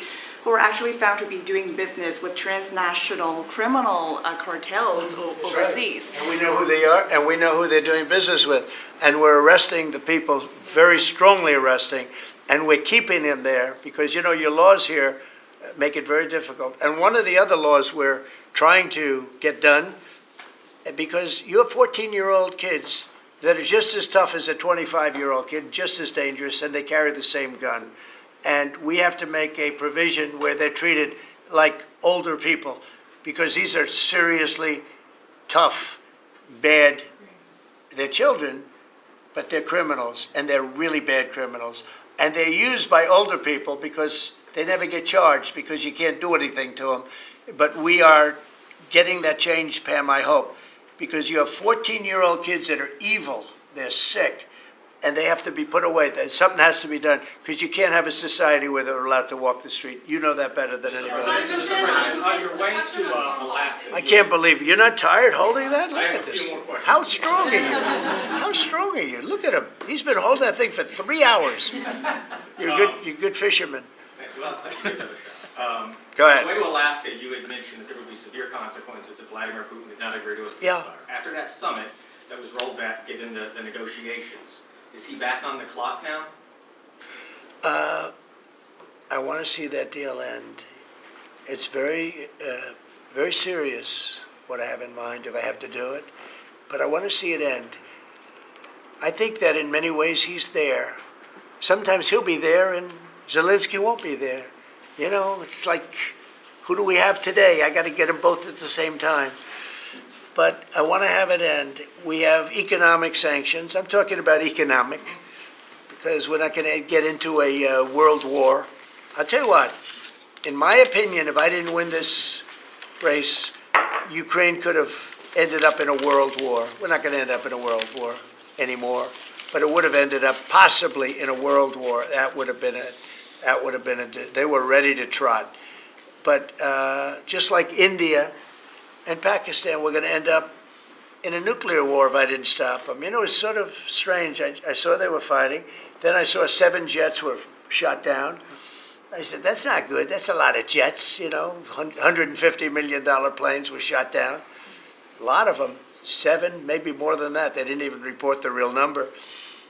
And I'm talking to a very terrific man, Modi of India. And I say, what's going on with you in Pakistan? Then I'm talking to Pakistan on trade. I said, what's going on with you in India? And the hatred was tremendous. Now, this has been going on for a hell of a long time, like sometimes with different names for hundreds of years. But I said, what's going on? I said, I don't want to make a trade deal. No, we want to make a trade deal. I said, no, I don't want to make a trade deal with you. You're going to have a nuclear war. You guys are going to end up in a nuclear war. And that was very important to them. I said, call me back tomorrow, but we're not going to do any deals with you, or we're going to put tariffs on you that are so high. You were there, Howard, right? You're going to put tariffs on you that was so high, I don't give a damn, your head's going to spin. You're not going to end up in a war. Within about 5 hours, it was done. It was done. Now, maybe it starts again. I don't know. I don't think so, but I'll stop it if it does. We can't let these things happen.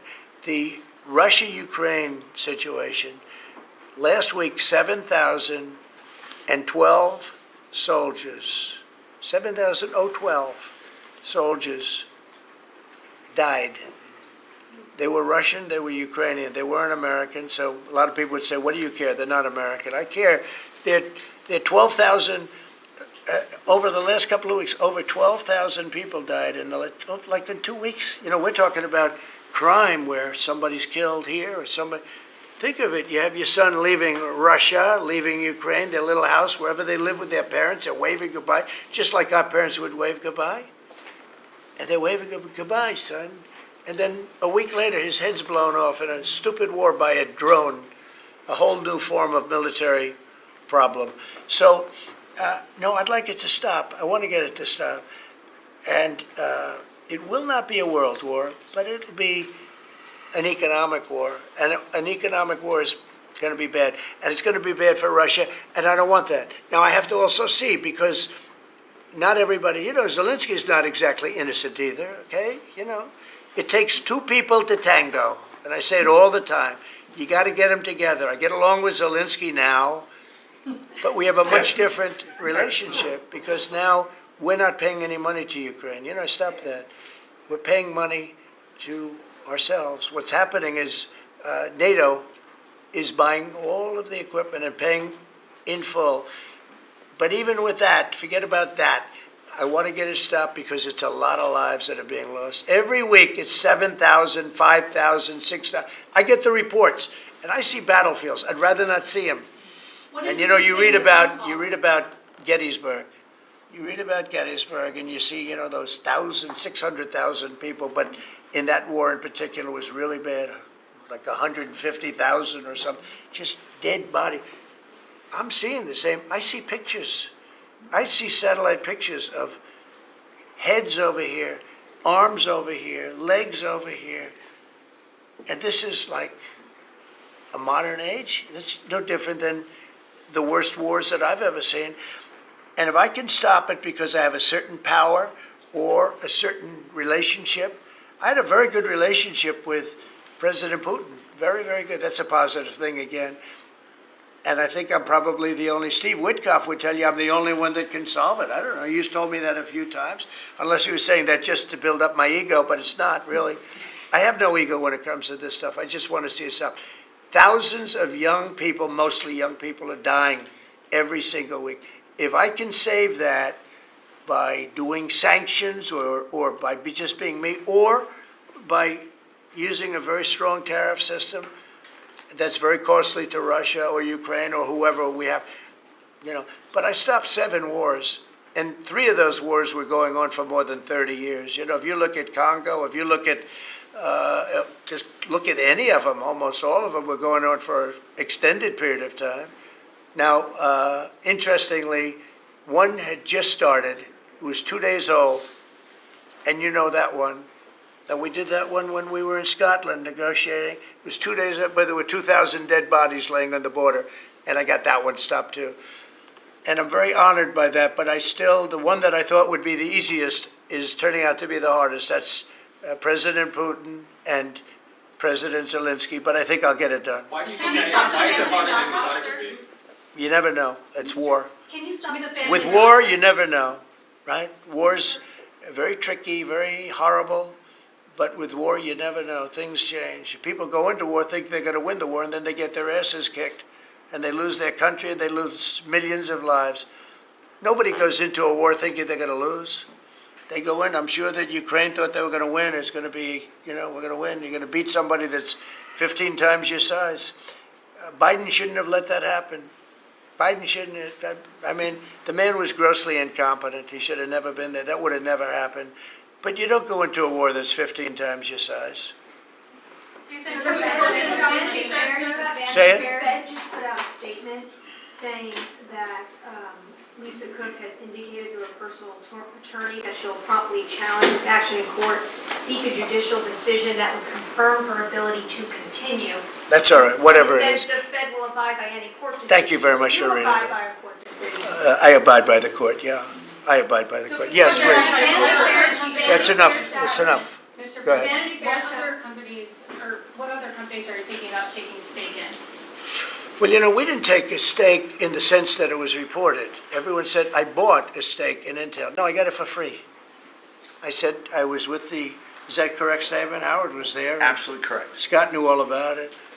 They came in, a man was charged with something by a very good person, Senator Cotton, made some statements about the gentleman that was running Intel. When he came in, and I said some rough things about him, I said, I'm not happy with it, and they called, and he was very devastated at what I said. I said he should immediately resign. And he came to see me, and I was very impressed by him, actually. And he made a mistake, or factors happened where something like this could have taken place. In the meantime, his board was staying by him. And I said to him, and it took about, I would say, less than 45 seconds. I said, you know what you should do if you're smart? Give the United States of America 10% of your company. And he looked at me and he said, I'll do that. I said, I just made $11 billion for the United States. And we made the deal. I didn't pay, we didn't write a check.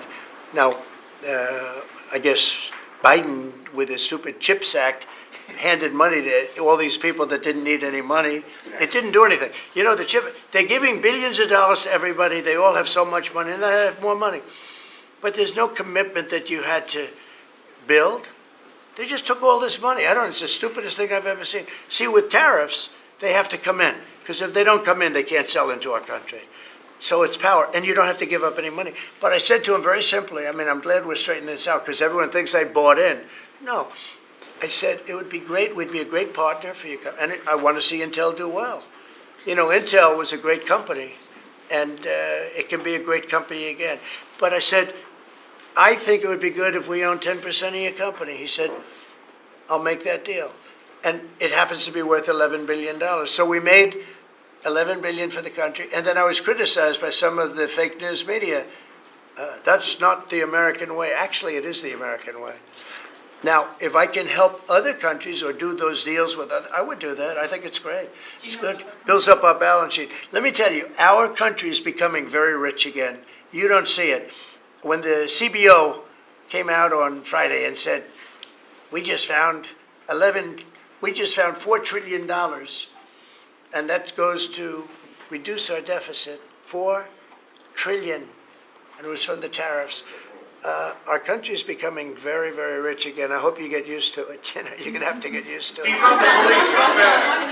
to reducing the deficit, any update on your previous talking about potentially giving Americans a tariff rebate check? Any update on that? We have a lot of money coming in, rebate check for the Americans, and it's coming in at tremendous numbers. Don't forget, I would say, Scott, we probably are talking about right now 50%, maybe even less than that. With all the money you're hearing is coming in, you're talking about, a lot of it hasn't kicked in yet. And when it really kicks in is in 2 years when these plants are built and opened and the money starts pouring in, right? But, there's a concept of making you could call it a dividend, as we would say, making a dividend to the people in this country who have had to suffer through stupid leadership. And they paid a lot of taxes, and they got nothing for it. Or they got attacked like you were, okay, for it. No, there's a possibility. Primarily, we want to pay down debt, but there's a possibility that we take a piece of it and pay some, make a dividend to the people. Mr. President, I have a question for Steve Witkoff, if I may. Yeah. This past weekend, Sergei Lavrov was saying that Putin will not sign a peace deal with Zelensky because Russia views him as illegitimate. I'm just wondering if the Russians had been relaying this to your team, if they view Zelensky, as a leader worth signing a peace deal with, if they will go to the table. Doesn't matter what they say. Steve can answer, but I can answer too. Doesn't matter what they say. Everybody's posturing. It's all bullshit, okay? Everybody's posturing. Steve, do you have a different answer? I agree with you, sir. In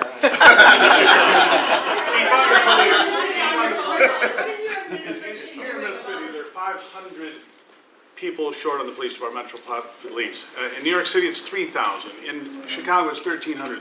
Would they have had to bring in troops from the National Guard if the police departments in this country were fully staffed?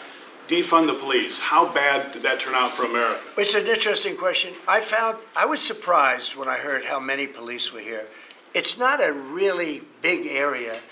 And I think they said they're down to 3,200 police or something like that. I said, that's a lot of police. And I was a little bit surprised because to me that's a big force. And it's not a big area, but it is what it is. There's a lot of crime. You have a lot of, don't forget, you have a lot of police that weren't allowed to do their job. When I came in, as you remember, we made tremendous strides in a little conflict that we had going at the time because I allowed our military to make the decision. I said, you can make any decision you want. I gave it to the colonels in the field. I gave it to the captains in the field. You remember that where everything went through Biden, meaning one of the people, and everything went through Obama before him. Everything went through. They had to make the decision as to whether or not to attack the Taliban. So they'd find 30 people together. They'd call up Washington, and they'd go to a political hack who knew nothing about it. My first night, I got that same call. They called me, and they said, I got a call at 3 o'clock in the morning because I listened to their system, and they were calling me, and they were asking me whether or not they could attack a group of people having to do with what war I'm talking about.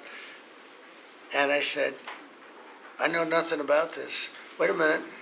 And then I said, who is he? Let me speak to the people calling. They're calling from Afghanistan. And I said, let me speak to the people. I want to speak to them. And it was a colonel. I said, where'd you go to school, Colonel? I went to West Point, sir. Were you a good student? I was, sir. I was a very good student. So you're calling the White House to ask for permission to attack, and by the time you get the answer, how long does it take? Sometimes 2 or 3 weeks. So by the time you get the answer, the people that you want to attack have already left, right? He said, how did you know that, sir? I said, let me ask you, so you're a good student, you went to West Point, and you love the military, right? You make the decision. And I gave all those guys that went to all these great schools, and they're all military people, I gave them the right to make their own decision, and we kicked ISIS's ass. Don't forget, ISIS was supposed to be, take 5 years to terminate him, and we had a man named Raisin Kane, who happens to have done the whole thing in Iran. He's a great general, and he's a wonderful guy too, believe it or not, but he's a great soldier. We let them do their work, and we defeated ISIS. We defeated everybody. Every fight that we had militarily that I had, I won. And I let these great soldiers do some make a mistake, I guess. But like this colonel, I'll never forget it. Where did you go to school? I went to West Point, sir. I did ask him a question. I like good students as opposed to bad students. He said, I was a good student, sir. And I said, you do what's necessary. And, I don't want to sound overly vicious, but he wiped out the entire group of very bad people that want to kill us. So you have to let them do their job. In Washington, they're not allowed to do their job, okay? They're not allowed. You have great police. You have great police, but they're not allowed. Hello. Go ahead. On Congress, Mr. President, would you be open to a year-long continuing resolution? I'm always open to whatever is necessary. Look, here's the problem in Congress. You have Democrats that will never vote for anything. I could say that we're going to lower your taxes by 50%. We're going to guarantee you free cities, safe cities. Nobody will ever get touched, molested, beat up, shot in the head. We're going to give you the greatest country ever. We need your vote. And they won't vote. And they do it in unison. The only thing they do good is cheat on elections and unite. You know why they unite? Not because they're good or they're loyal people. They unite because they're afraid. They're afraid of the radical left. And you can't get their vote. So we have a vote coming up at the end of September, and I think we're going to pass it because we have the majority. And I think almost every Republican will vote for an extension. Because no matter what deal you make with these people, look at Schumer. He made a deal a year and a half ago, and after making the deal, he's been almost run out of the party. He's not the same man. He's not the same man. He's finished. He aged 20 years. He's become a Palestinian, by the way. We call him our great Palestinian senator. But Chuck Schumer, and I wrote him a letter. I said, Chuck, that was really great. Thank you very much. And somebody gave the letter to the press, not me. And he was destroyed because they thought I was being sarcastic, and I wasn't. He made a great decision. It kept our country open. That was a positive. But you can count on almost no vote. I mean, I see things. I'll give you an example, crime. So we're going to pass a bill to stop crime. We may not get one Democrat vote, okay? We may not get one. So when you say continuing resolution, I guess so, and it's going to be passed exclusively by Republicans. On farm Mr. President, visas, why do you use you mentioned in the Iowa that you derogatory wanted to see sir? some changes to the H-2A visa program for farm workers. Right. You mentioned in Iowa that you want to see changes. Do you want to see that before the fall harvest? Well, I love both groups, and we take care of our farmers, and we also take care of the people that want bad people out of our country. And we're working on something that's going to work really well. We take care of our farmers, but we also have to take care of those people that voted for me because they don't want criminals in our country. And we're working on something where we can take care of both. Mr. President, you were talking about the CBO report that two of your cabinet members were talking about. I remember back on Liberation Day, many of us reporters covered your detractors, people saying that it was going to explode the deficit and therefore explode the debt. Who all has called you to say I was wrong? That's very good. You know the answer to that. Okay, yeah, please go ahead.